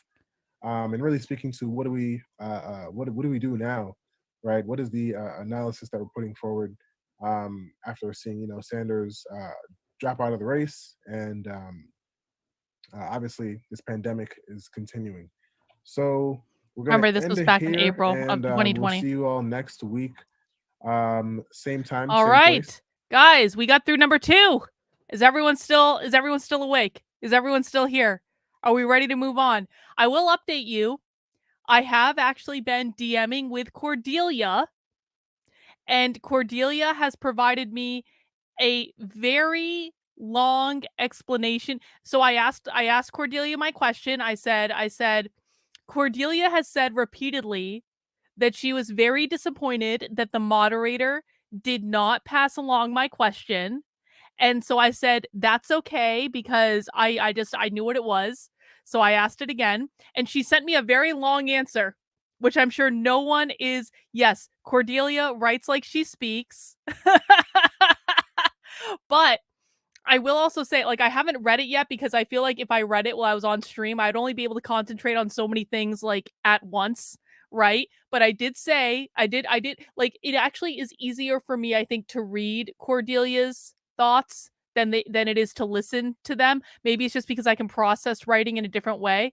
And so I do have a very long answer to my question, which I'm looking forward to reading, but I haven't read it yet. And then I said, and I basically, we've had a really nice exchange. I said, I appreciate you providing this information, Cordelia. Thank you. I will read it when I get a chance. And she said that, that basically she wanted to, she said, I appreciate your listening, your intellectual engagement, and I'm happy to dialogue about questions and concerns in the future. And I hope to handle intellectual criticism seriously and fairly, and to hear out folks like y'all. And I wanted to reach out specifically because I was a bit disappointed the moderators didn't pass along your questions when I learned about them after the event. And I thought, this is great. And I responded, I said, listen, my goal is, this is why, guys, we don't go and disrupt chats, okay? This is why we take the high road. We ask the good questions. And so I said, I want to understand your position. I think you should be able to live in whatever kind of society you want to live in, as long as you're not forcing me to live in that society. That's really all I care about. You can do whatever you want. I don't really care. And she said, she said, yes, I understand. And you stuck out a pretty dry talk initially, prepared for a university a university faculty member on a Saturday afternoon, and you asked sincere questions, and that's why I assumed you were sincere. Look at this. We're having good intellectual dialogue with the socialists. This is great. This is everything I hoped it would be. Anyway, so that interaction has gone well, but guys, we do have one more presentation to watch in the comradeship series. Let me just get it up on our screen here so we can see what we're looking at. You guys are doing great. Everyone's hanging in. Everyone's got a snack. Everyone's got, I have opened a second drink, as you can see. It tastes a little bit orangey, which is pretty good. Yes, Misty, I too would like to come across more people like Cordelia who are open and willing to help those who struggle to understand. I think that that's great. Even Autumn, we did have a little bit of a road bump with Autumn last week when she outed us to either Red May or Midwestern Marks. I forget which one it was. Autumn does claim that wasn't her though. I don't know why someone would be pretending to be Autumn, but maybe it wasn't Autumn. I don't know. But Autumn is also interacting very nicely. See, guys, there's no reason for all the socialists watching right now. There's no reason to be rude. There's no reason to, declare that we're going to raid your channel and disrupt your thing because that's not the intention. Just be chill. Be chill. Why do you have so many imposters, Autumn? Is it because you're a mod on Sam Cedar's channel? Is that why? Anyway, part 3, we need comrades. Let's go and see the description of this. In the third class, which was recorded on April 15th, 2020, we examine how comradeship facilitates real accountability and discipline to the struggle. And reading for the class can be found here. Let's take a look at the reading real quick, just to make sure. Why would people not like you because you're a mod for Sam Cedar? I mean, no offense, but again, I used to listen to Sam Cedar every single effing day of the week, Autumn. I really did. And but Sam is Sam controversial among the progressive left? Like, what have you had to do that made you enemies? Okay, let's look at the homework. We'll just do a quick scroll. It says, we need comrades. Looks to be an article. No fun memes in this one, sadly. I guess we can look at that one later. All right.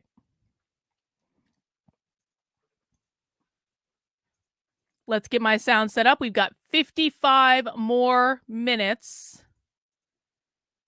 Autumn says that she has made enemies because she bullies the trolls who enter Cedar's chat. We had a lot of... Autumn, you and I have this in common. You bully people in Sam Cedar's chat.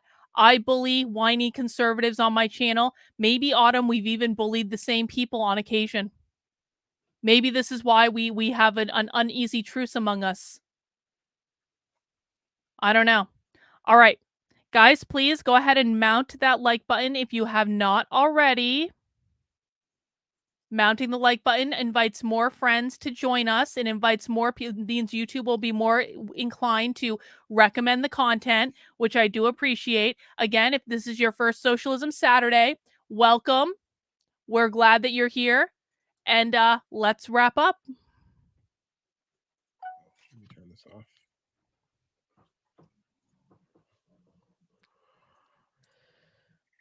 Awesome. Greetings, comrades. Peace. How you doing? Oh, no captions available. I don't know why that is. Sorry. Seconds.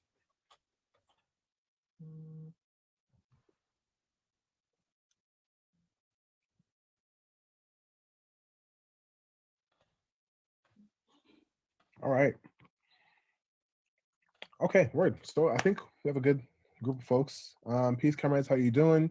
Nina Brown here again. He, their pronouns, and organizer with Boston PSL, and teacher with the Boston Teachers Union, Local 66. And welcome to our third installment of our political education series with Comrade Jody Dean. Comrade Jody Dean, as I'm sure you all are aware, a very prolific author, revolutionary, I say communist revivalist, has written the wonderful book Comrade, an essay on political belonging, democracy, and democracy and other neoliberal fantasies, the communist horizon, as well as crowds and party. So today we're going to be discussing our this topic of the end of comradeship. We've been kind of weaving through what does it really mean, or what has it historically meant to be a comrade, and what's the theory of the comrade, and some of the historical examples that really exemplify that. So without further ado, I'm gonna pass it off to Comrade Jody to begin. And I think it's going to be around. Kaiwan says, I like the 4 p.m. stream a lot. The lady that did it, too much advanced economics for the average person. I think it would basically take take down a liberal values. I would probably have to listen to it at least several more times to understand what she's saying, because I'm not an economist. But I do have her thoughts in writing now, and so maybe I'll be able to process them a little bit better that way. And again, I appreciate the very polite interaction that we've had.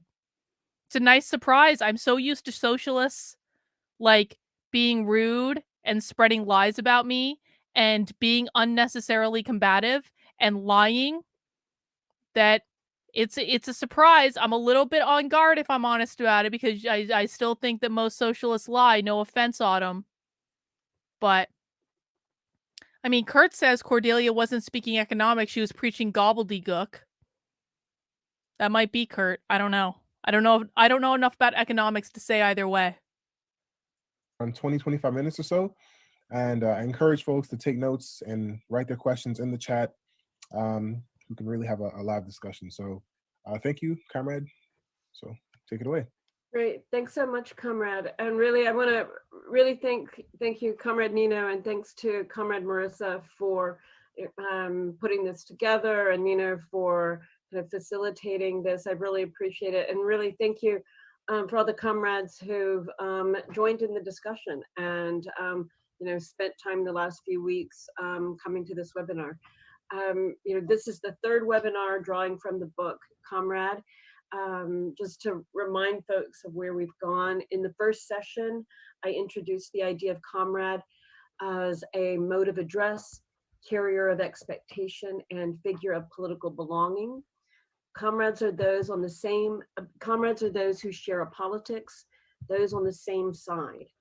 I also talked about the difference between the comrade and other kinds of relations, such as relations between kin, between neighbors, citizens, friends, and allies, right? Comradeship is not the same. We can differentiate those different kinds of forms of belonging.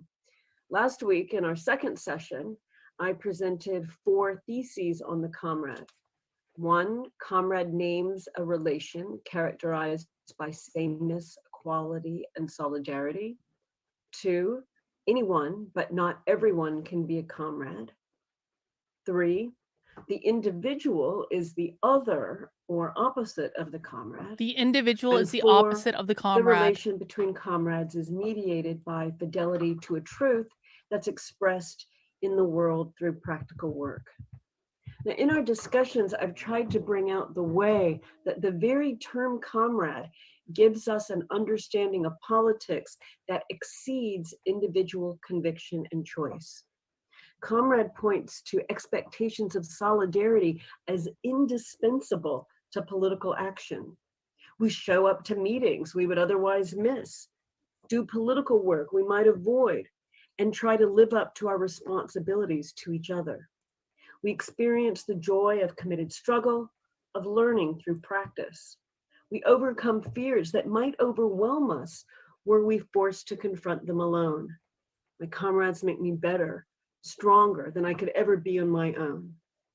So with that as the background that we've been talking about, what I'm going to discuss today is what happens when comradeship ends.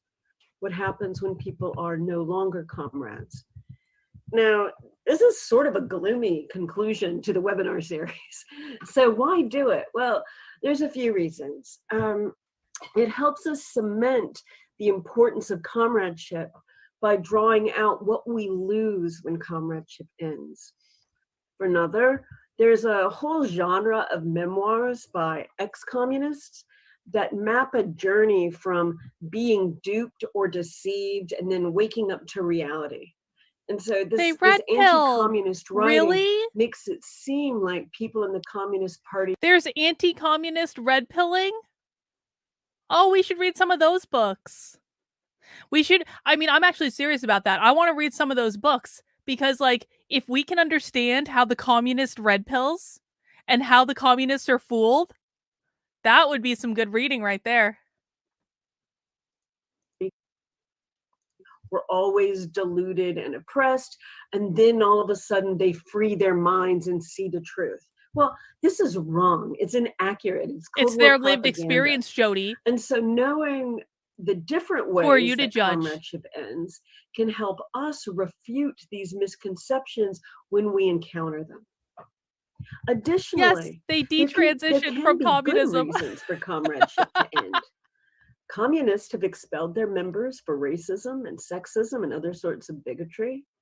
Socialist groups have split when some start to think that class struggle is unimportant or revolution is unnecessary. Finally, it's not always the case that the end of comradeship is permanent.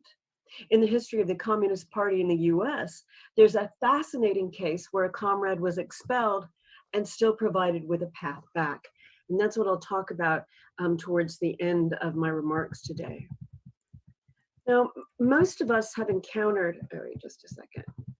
Most of us have encountered people who think of themselves as on the left, as socialist, and maybe even as communist, right? We've encountered these folks, so they think of themselves that way, but yet they don't want to be in a party. Sometimes they say that they don't want to be in a party because they're skeptical about the very strength that gives us our capacity, party discipline. Other times, these kind of non-affiliated leftists are afraid of being let down or betrayed. Won't it all ultimately fail, as it seems to them? Yes, to it have will failed so many ultimately times fail. before? Yes, it will. Isn't it the case that comrades have inflicted harms on each other Yes, in it the name of is. comradeship? Yes. And aren't there examples of persistent sexism, racism, bigotry, and bias in socialist and in the socialist and communist parties in the US and Europe? I would bet so. These are the sorts of questions that press us to think about the end of comradeship. And of course, we should be clear, much of the time when we hear these questions, they aren't actually raised in good faith, right? There's a critical tendency for many of these kind of non-affiliated leftists, particularly leftist intellectuals, but not only. But there's a kind of tendency for these questions. I mean, there's a tendency for people to raise these questions when they're actually just rejecting an idea because it could fail in the future. So they ask these questions like, oh, well, might things go wrong later? And it's a way to avoid even getting started at all. Right? So the questions sometimes mask a failure of political will that would actually be totally unconvincing in any other context. It's like the equivalent of saying, well, don't meet that person for coffee in case you fall in love and then later have an expensive and hateful divorce. Or don't speak at that meeting in case you lose your train of thought and end up sounding stupid. Or don't take up a new sport or exercise because you might get injured and you'll never be good at it anyway. Don't live because you will inevitably die. Worries about the end prevent people from even getting started. I mean, yeah, it's the case, right? Relationships end, failures happen, but that's nothing to fear. It's something to learn from, a next step. We can actually learn from the end of comradeship. So today I want us to try to think about the ways we can learn from the end of comradeship. And I'm going to talk about 3 types of ending. Resignation, right? Like when someone resigns. Drift, like when you just sort of fade away from your involvement. And 3, expulsion. And I'll spend most of the time on expulsion. Now, these 3 different ends of comradeship, resignation, drift, and expulsion, they're not always distinct. Sometimes they blend together. But thinking about them separately lets us open up the ways that the loss of comradeship has differing causes and effects and differing results and outcomes. They also remind us of the fact that an end should not keep people from beginning. Okay, resignation. The memoirs of former communists tend to tell dramatic stories of resignation. Membership cards are torn to pieces. Former comrades icily address each other as citizen, Mr. or Miss. Some Citizen, present is the that end the of insult? comradeship as liberation. For example, To liberate in the yourself first from of his 2 communism. memoirs, novelist Howard Fast, and he wrote the novel Spartacus. You know, it was in the movie with Kirk Douglas, where everyone's like, "I am Spartacus, right? To prevent the one person who started the instigation from being prosecuted. So Howard Fast was a novelist, and he wrote a couple of memoirs. And in his memoirs, he describes his decision to resign from the U.S. Communist Party. And he describes it as an awakening from a long and terrible nightmare.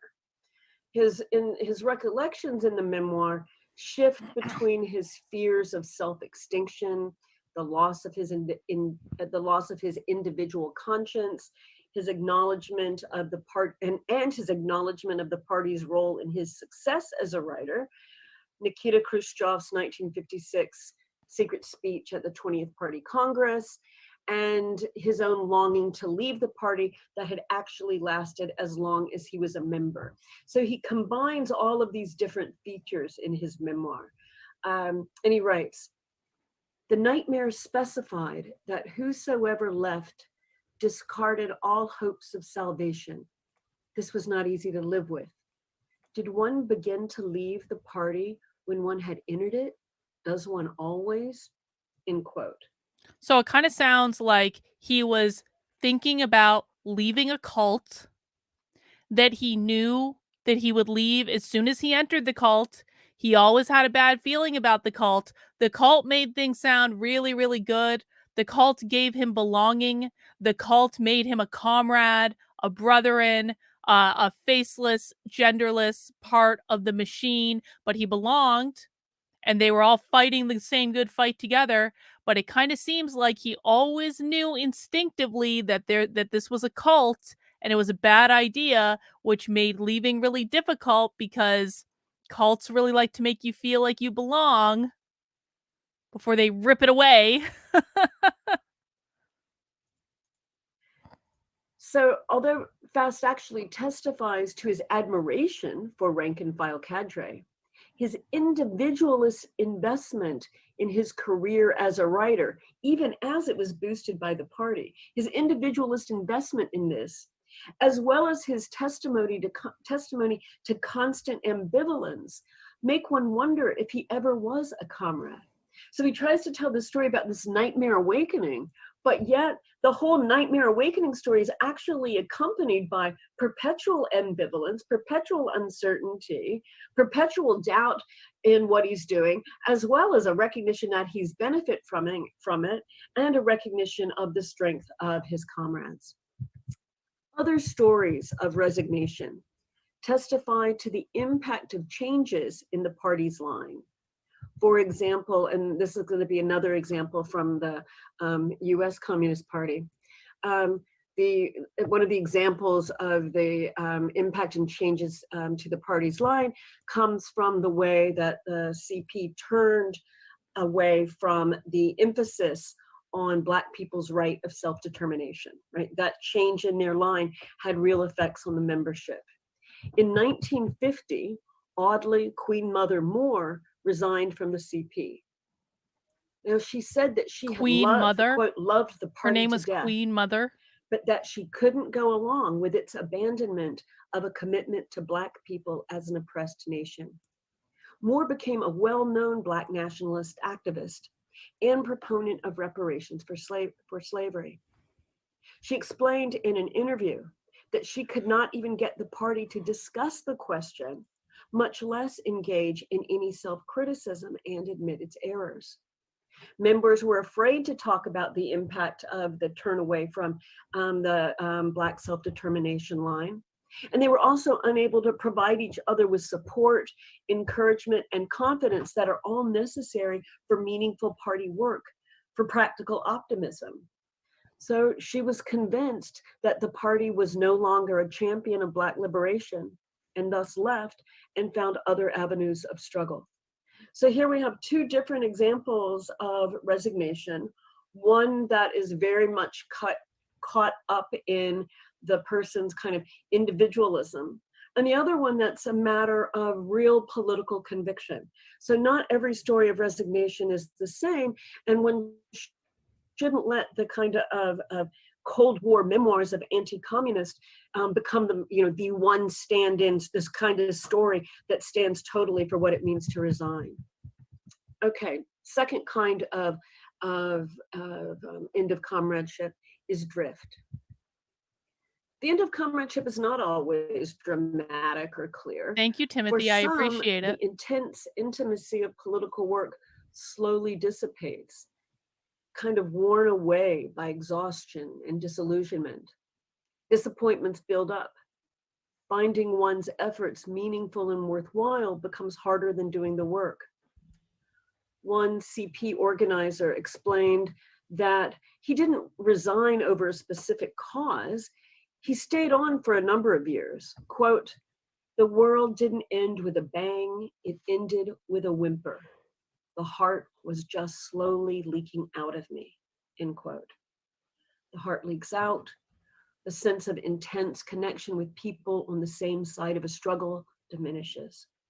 People realize that their expectations of themselves and of each other have changed.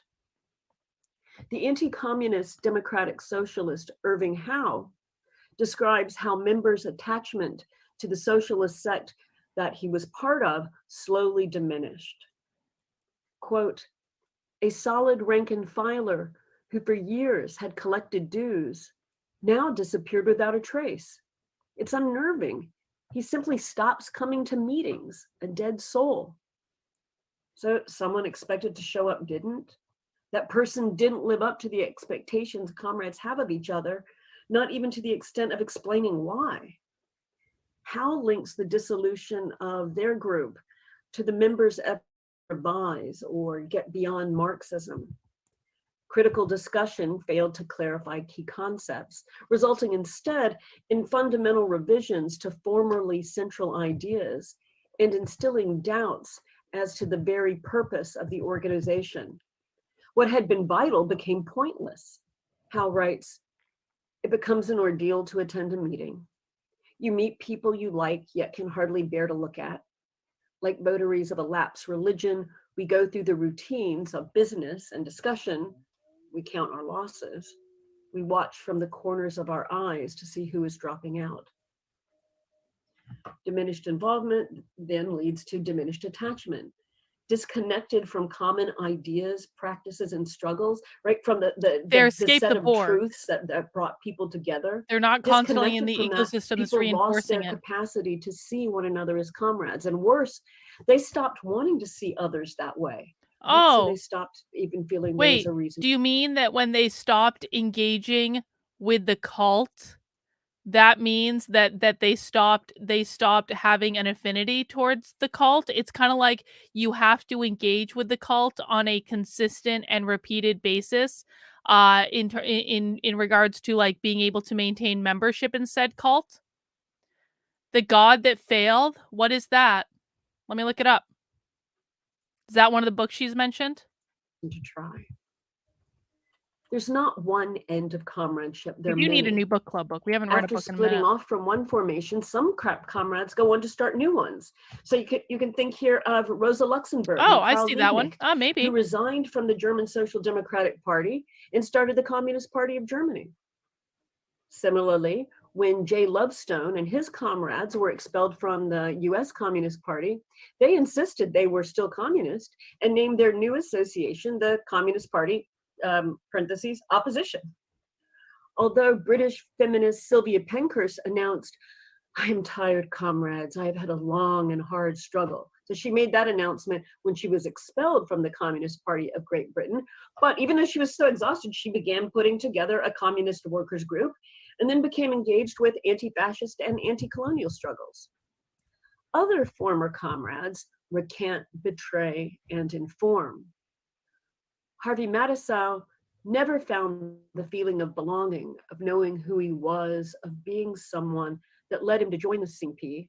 So he became an FBI informant and was expelled from the party, and then became a professional anti-communist witness, one of a number of professional anti-communist witnesses who became infamous during the McCarthy era. His lover, Elizabeth Bentley, also made a career out of being a renegade, selling herself to the media as the Red Spy Queen. Some former comrades become sworn enemies. Others find ways to call each other comrade again. And this then leads me to the third end to comradeship that I'm going to discuss, expulsion. Since at least the Moscow trials of the 1930s, liberals and socialists have derided communist parties for expelling their members. In particular, to liberals, expulsion seems an indication of dogmatism and intolerance, a failure of democratic inclusion. But from the perspective of communists, expulsion is a matter of discipline. Oh, and as an aside here, I want to add, in his essay, Letter to a Comrade on Our Organizational Tasks, Lenin talks about how democratic centralism works not through rules, but by comradely influence. Right, so this lets us see how it makes sense that someone who can't be relied on to fight together with us for a common future, someone who's instead going in their own direction, right, someone who doesn't join us in opposition to bigotry and imperialism, right, they might need to be expelled. We can't see ourselves as being on the same side because they don't appear to be working for the goals we all share, right? Comradely influence doesn't work anymore. Trotsky observed at the 11th Party Congress, quote, "It was inadmissible for party members to speak about their comrades and leaders in terms of we and they. For if they did, they would, whatever their intentions, oppose themselves to the party," end quote. Our side fragments and the sense that the same can be expected of everyone gives way to an awareness that factions are united around their own expectations. Now, I want to consider in a lot more detail a really specific example from the Communist Party of the United States. And this happened in 1931 when the CP put a Finnish worker, August Jokinen, on trial. It was in a giant show trial, and they put him on trial for racial prejudice, for upholding white superiority, and for forwarding views detrimental to the working class. Now, in this kind of trial that the party held, some 1,500 Black and white workers attended. It was held in the Harlem Casino, which was one of the biggest halls in the area. Clarence Hathaway, who was the white editor of the Daily Worker, presented the case for prosecuting Jokinen. Richard B. Moore, who was one of the party's most highly regarded Black speakers, he carried Jokinen's defense. And then a jury was chosen out of the audience of Black and white workers, and it consisted of 14 workers, 7 who were Black, 7 who were white, and so the jury then delivered the verdict. Okay, so let me say the background of like how this whole trial got started and what Jokinen did and all that. So Jokinen was one of 3 white party members who had been working the door for a dance in Harlem's Finnish Workers Club, right? It was the club for a lot of that. In that period of time, a lot of workers' organizations were done around, were still being done in ethnic groups, and like the Finnish workers. So there was this Finnish Workers Club, and they were having a dance, and several Black workers arrived for the dance, and they were only reluctantly admitted. Once they got in the door of the club, right, once they were allowed in, they were treated with such hostility that they soon left. None of the white party members welcomed or defended them. During the party's investigation of the incident, Jokinen's comrades admitted their error. But Jokinen tried to justify his behavior by explaining that he thought the Black workers would go into the pool room and that he didn't want to bathe with Black people. So, of course, there has to be, something has to happen. Well, by the time that the trial starts, right, by the time of the party trial, Jokinen had actually acknowledged, yeah, he was guilty, and he promised to rectify it and do concrete work in behalf of the struggle for Black liberation. So even before the trial starts, he has actually admitted his error.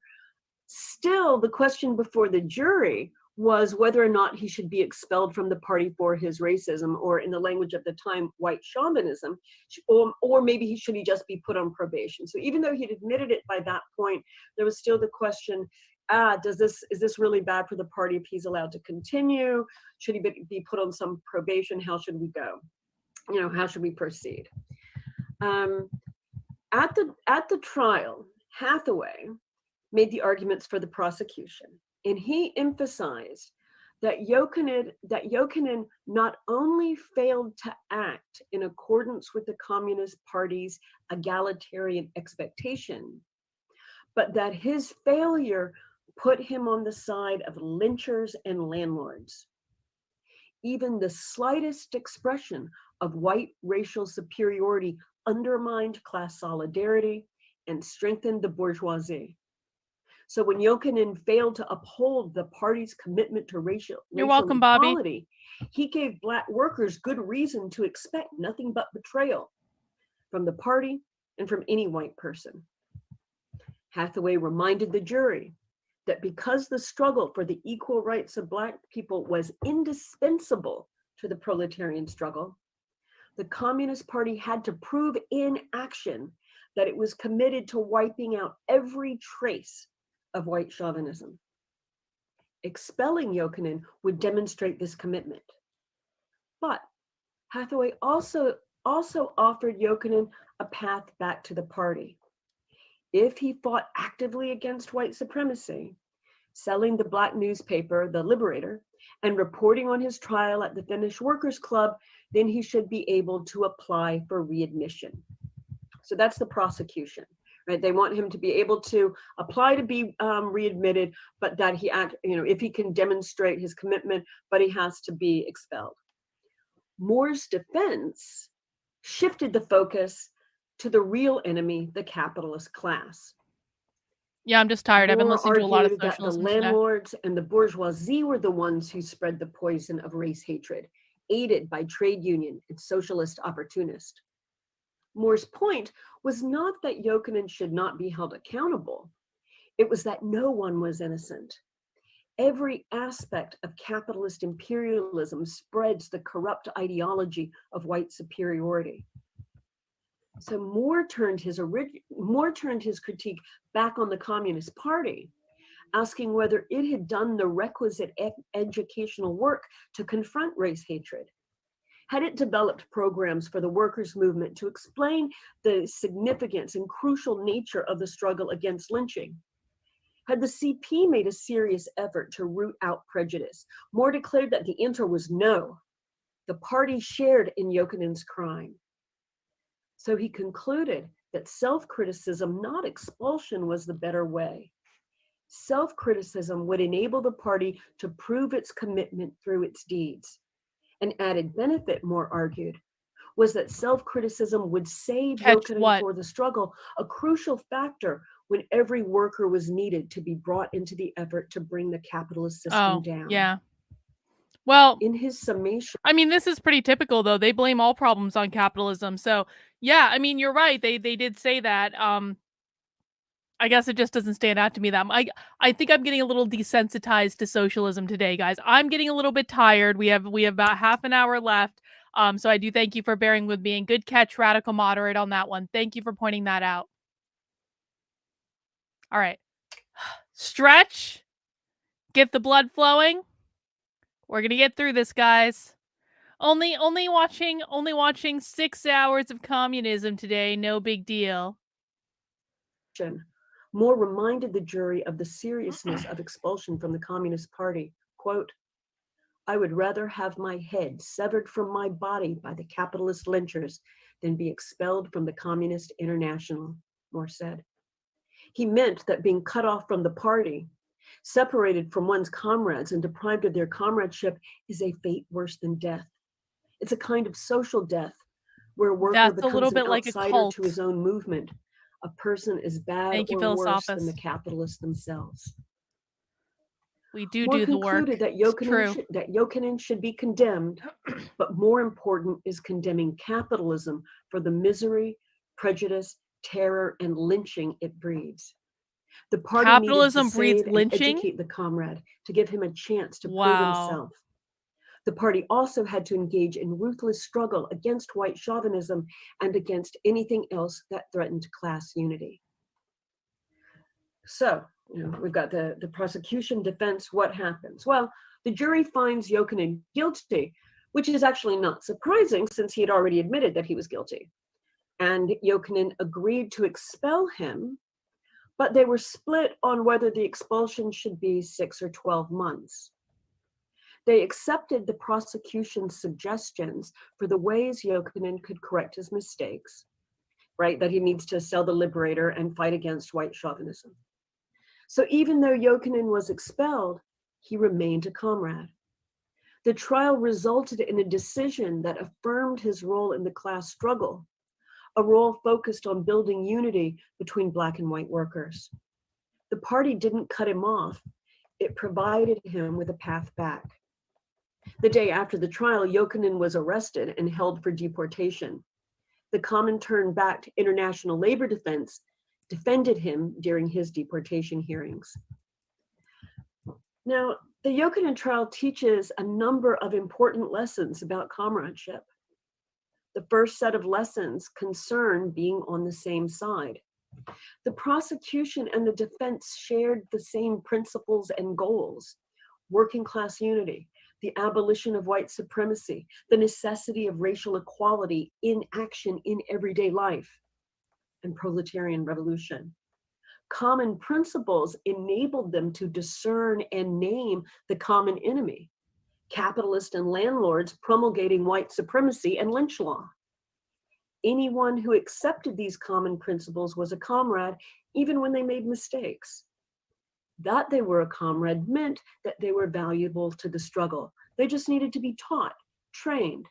The revolution needs as many recruits as it can get. The second set of lessons follow from the first: the value of collective self-criticism. If one of our comrades errs, we share responsibility for that mistake. What could we have done to prevent it? What kind of instruction or guidance could we have provided? We're all surrounded by capitalism's racist ideology all the time. We need to support one another in the fight against it. We must condemn actions that reinforce white supremacy and condemn even more strongly the system that breeds it. Finally, the third set of lessons involve the path back. In the Jokinen case, the Communist Party aimed for unity. It pursued practices Good night, Mark. that Thanks for hanging built out. this unity rather than unraveling it. Even someone expelled from the party wasn't completely condemned. In fact, hang on, Brucey is making a great point here. Brucey is saying, this reminds me of when people walk from Scientology. It does a little bit, doesn't it? Isn't that funny? It's almost like they're all cults. When he came up against the aggressive power of the imperialist state, the party took the lead in defending him. Jokinen was still on the same side as the communists. He was still a comrade. He accepted the party's decision about the work he needed to do to combat white supremacy and build working class unity. What was at stake wasn't moralism, the need for an apology, or an individualistic judgment regarding his attitude. What mattered was doing the work revolutionary struggle demands. To sum up, we can learn from the end of comradeship, that it ends in different ways. We can learn what sorts of things to be on the lookout for, and we can learn that it doesn't have to be final. Most of all, we get a sense more and more of how important comradeship is for communists.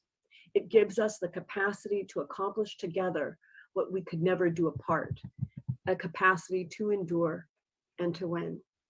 So thanks for listening, and I look forward to our last Q&A of the night, guys. We made it. All right, awesome. Thank you, Comrade. That was very, very powerful. I see a couple of questions. Oh, Natalie. Okay, nice. Can hear now. So if comrades want to put questions into the chat, please do so now. We have one. It's kind of a long one, but I think we can condense this. So basically, this comrade has read the excerpt that you pulled from the Harry Haywood's Black Belt thesis on the Zero Level for Communism paper, and their understanding was that during the 1930s, the CPUSA adopted seeing the Black community as a nation. And after, battling their own internal white chauvinism to come to that position, what happened in that time that made the CPUSA change their stance, making the comrade that you mentioned leave? So my best recollection is that they start to abandon this as they take a shift to the center later in the 30s and in the 40s, right? As they become more and more a mainstream party during the struggle against fascism. They start to want to do more cooperative work with more mainstream organizations, and they end their more radical line. And this goes back and forth some in the 40s, but by 1950, they had really pushed away from the more radical line. But it goes back and forth. It's not 100%. It's not like it goes away 100%, right? There's a time when, what was it? Oh God, I can't remember the name of who was the head of the party when they dissolved as a party in the 1940s. Earl Browder? Yeah, Earl Browder. So it was like during the Browder period, they moved very much to the mainstream, and then Browder dissolves the party and they become a communist organization or association. But that also only lasts for about a year, and then they become a party again and end up even having to move a lot of people underground, and then it really goes downhill. But for the most part, it was because of a move to the mainstream and a wanting to not take as a revolutionary line as they had. That's my understanding of why they changed. Mm-hmm. Awesome, thank you, comrade. So we have a couple more questions coming in here. One is about drift. How can we prevent comrades from drifting? Is this something that happens solely because of the comrade that is drifting? Like if it's, for example, individualism, or is it the fault of the branch or the party? So I think if you could speak to drift, the causes of it, consequences, how do you combat it? Yeah, I think that drift, so I think that the question is great. And I think that one of the things that we also learned from the Jokinen case is that we always have to turn back anytime. It's never going to be the fault of one person, right? You always have to bring back and see what's at stake in the organization or the branch. And so when we think about that, we can say, I think there are various things that branches can do and that the party can do. And it's like, and one thing is, are we making sure that we are putting comrade strengths and talents to use? Are we making sure that comrades have tasks and responsibilities? Are we checking in with comrades, or does branch leadership start to just do everything themselves and only communicate with each other? Or are we actively making sure that we're always checking in with everyone? I mean, in our party rules, we're supposed to make sure that we that we hold each other accountable to make sure everyone's involved, and check up on everybody once a year to say, okay, has everyone been still coming to meetings and doing the work? And if they haven't, it's not necessarily only the fault of the comrade who isn't coming, but the fact of it's partially the other comrades, about creating a set of opportunities for more involvement, for more engagement.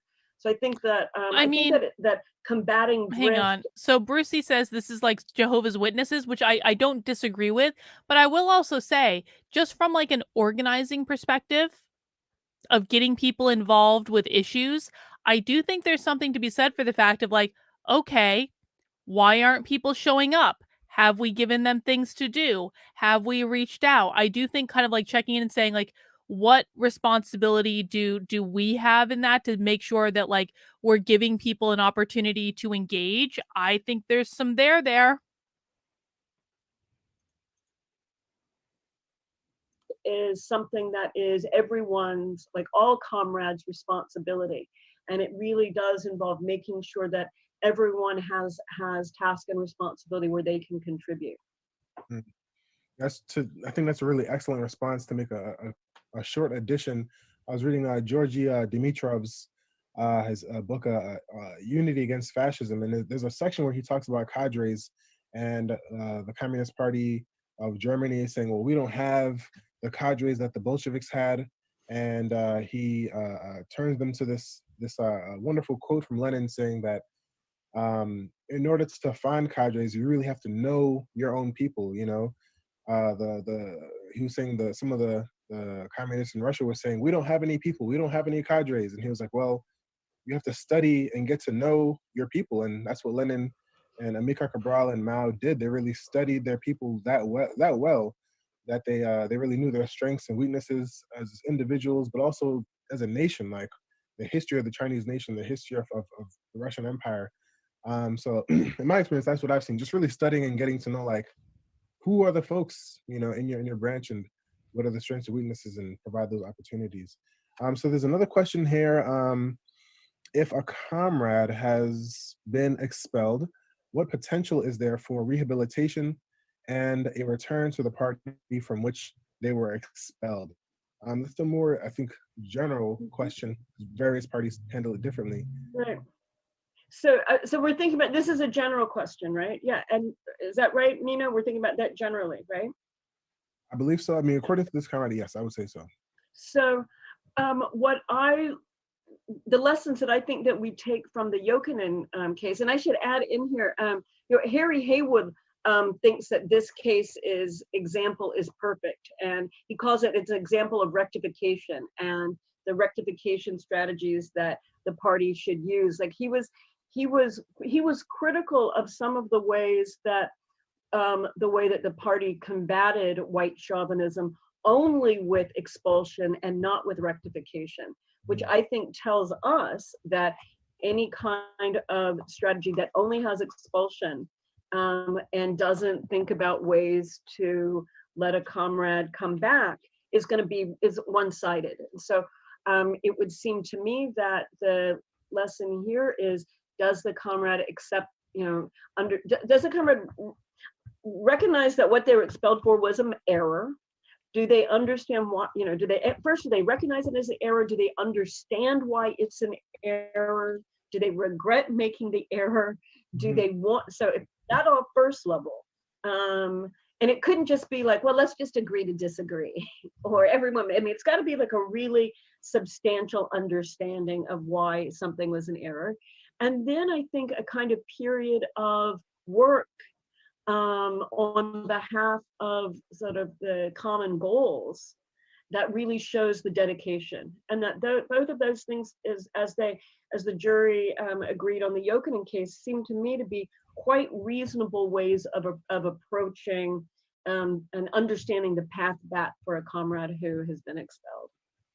Interesting. Well, thank you for that. I think that we have another question here, but I think just to speak to that a little bit, this is a question of my own, of what has changed in the conception of what is the work, because in the 1920s and 30s, the work might have been picketing, mass strikes, leading up struggles against the war in Ethiopia, and more particular things like that. But today, when we have a different relation of class forces, and the work may take the form of, what you write about, these hegemonic ideas around allyship, where the work today may look like, polemicizing against someone on Twitter, or the work to them, or today, it may be conceived as really adrift or separated from a mass character. And does that kind of feed into how we deal with resignations today? And I want you to kind of speak to like communicative capitalism and how it kind of magnifies these things. And we have another question, but yeah, I think. Can I answer that one first, Nino? Is that okay? Is that okay before the next one? Yes, we only have one other question here. Oh, okay. So the first thing on how does the work differ? I think that part would probably have to be on a kind of specific case-by-case basis, right? So depending, like in the Jokinen case, what's really interesting is that, I mean, his crime was, bigotry and white, in their language, white chauvinism, right? We'd call that, just racism and white superiority. And I think that, or white supremacy. And I think so for that one, his being involved in really direct anti-racist work was important. So he sold the paper, The Liberator, and he had to go back and talk at the Finnish Workers' Center about the trial, right? About the importance of opposition to lynch law, about the importance of making sure that all white workers were on the same side as Black workers. So there, what we see is the tasks that he is given fit fit the crime, right? The punishment fits the crime. But it's not even more like that's not a great way to say it, because it's not really like punishment. It's just like show the work that makes it clear that you are rectifying. They wanted him to do the work. So that's what I would think that the rule of thumb would be. How do you show how do you do the work that rectifies the error that you committed? And I don't think there's more than, I don't think we can be more specific in that without thinking of various cases.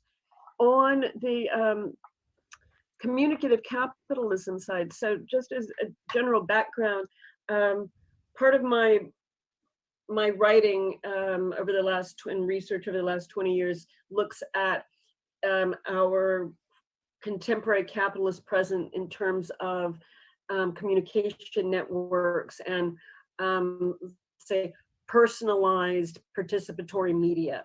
Mm-hmm. And that's the kind of language, the communicative capitalism is my term for this deep investment of capitalism in everyone's online communication. And everyone's online communication. And on that one, I would not.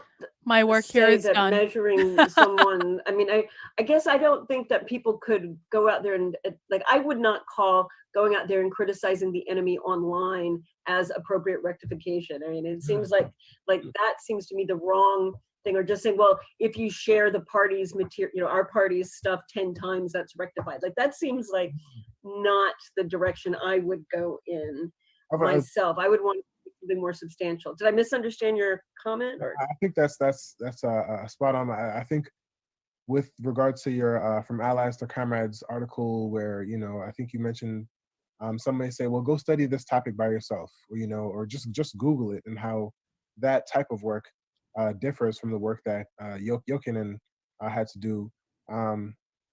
But I did want to give other comrades a chance to to get to their questions, because this is our last week. I mean, we can follow up.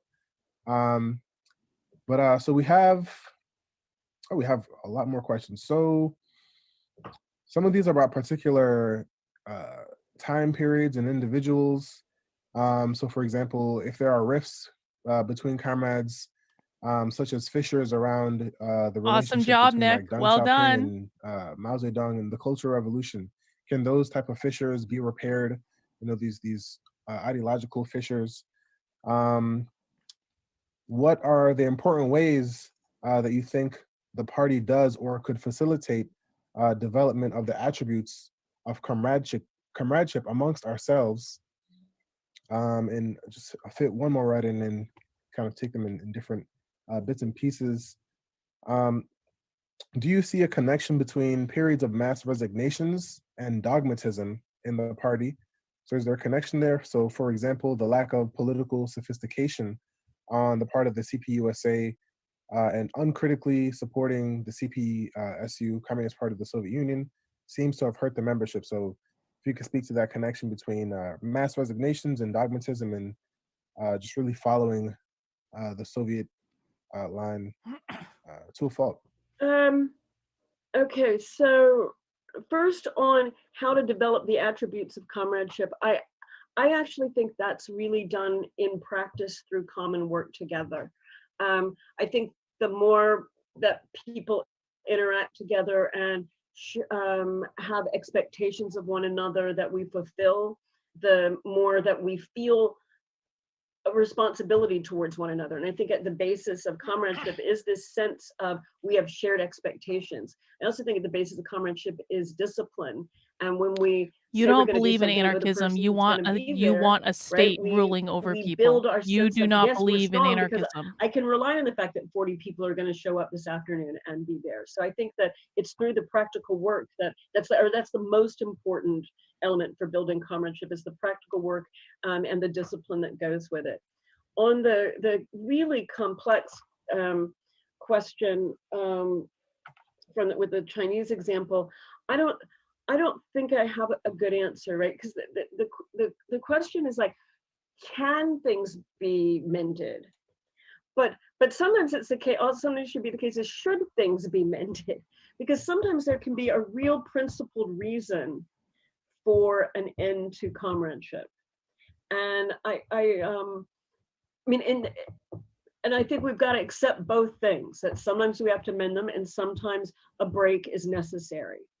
And the part of the kind of political wisdom and judgment is being able to know when it is. And the thing is, you won't ever know 100% for certain. There's not going to be like a rule book that tells you, oh, this was the time when you should have stood together, and this was the time when you should have broken, right? That's always going to be kind of, in the theoretical language I like, retroactively determined, right? It's only determined later. You don't know at the time, and you can't know at the time. So I think that, yes, many times things can be mended and repaired, particularly, but the question is, should they be? Or are these questions, is the division so principled and such a remarkably different view of the struggle or of the future or of the society that's being built that one needs to break? On periods of, and so I'm also going to kind of fudge a little bit the periods of mass resignation question. And in part, I guess I feel like the attack on the CP as dogmatic is, I guess I'm not 100% sure. I think that necessarily is correct, right? And you hear lots of parties criticized just as Stalinist. You hear any people who have party unity criticized as tankies. And so does it make sense to blame them for dogmatism and explain mass resignation there? Or could it be the fact of the police repression and the imprisonment of leaders, the longest trials in history happening, and people having to go underground? Maybe that's part of it. I'm not trying to defend dogmatism, but I'm also trying to be reluctant to go that direction. Then I think, if something like, someone as wonderful as Angela Davis joins the party in 1968, right? That sort of says like, well, maybe this party that other people were, saying was dogmatic in the 40s and 50s still had something to offer. And so that's why I'm gonna pull back rather than kind of agree that it's dogmatism. Okay, awesome. Thank you, Comrade. So we have a couple more questions piling in here. Another question is, it seems that there's a connection between the end of comradeship and all the manifestations that you mentioned, and either political developments in the country or world or organization tied to like political mistakes within the party. So I guess if you could speak to the end of comradeship and these kind of like larger world historical events that, for some, I think, as you mentioned, kind of like ends their worlds for folks who did end their comradeship or resign. And there's another question, just because we have about, I think, a couple minutes left. One of the major factors of drift can be capitalism's destructive effects on mental health. How much responsibility should the party assume for mitigating the effects of capitalism, on mental health? Really? Wow, those are both really good questions. On and I think both of them get at the same kind of thing, which is namely the external pressures that come in on the party.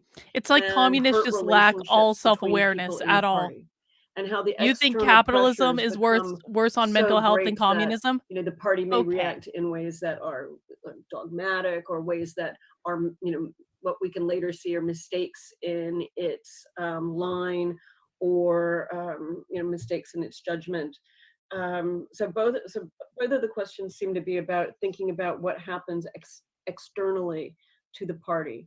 And once we start to recognize that, okay, the party is always going to be experiencing external pressures, right? Whether or not these pressures are one set of world historical events, whether or not they're the kind of horrible grind of capitalism, and like the language we might now use is like for gig workers and precarity and uncertainty, and then the mental health stress of that, or the mental health horrors of like constant little beeps judging everything that you're doing, like if you're working in an Amazon warehouse or something like that.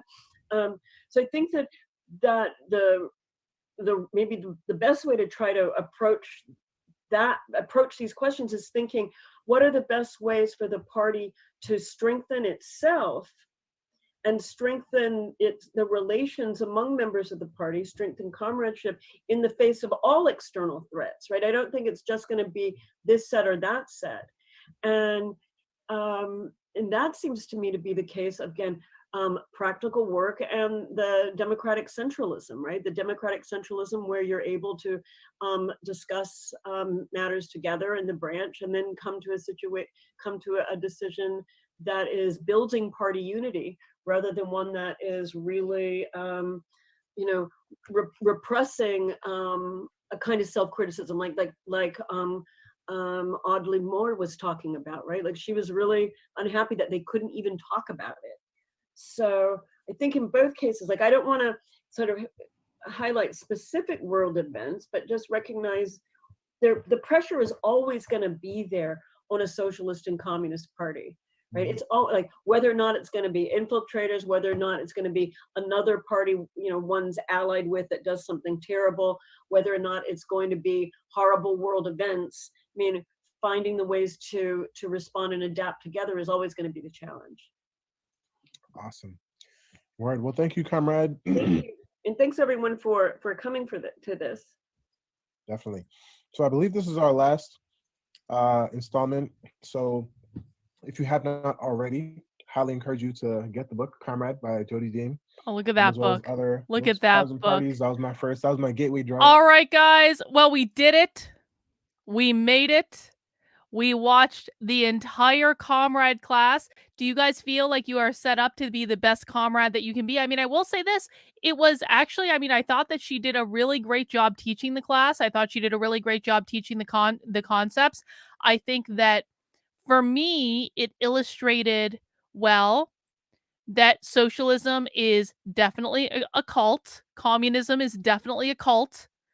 But it's also like there are things that they do that are working that I think it's like we need to pay attention to the things that they're doing that are working, and then just try as much as possible to not bring the cult aspects into it, like controlling the language and setting up a mysterious leadership that everyone thinks they're the leader, but no, there is actually people pulling the strings, and then exiling people and things like that. I don't think that's a good idea, but I am pretty happy that we watched it. I thought it was a great lesson for us.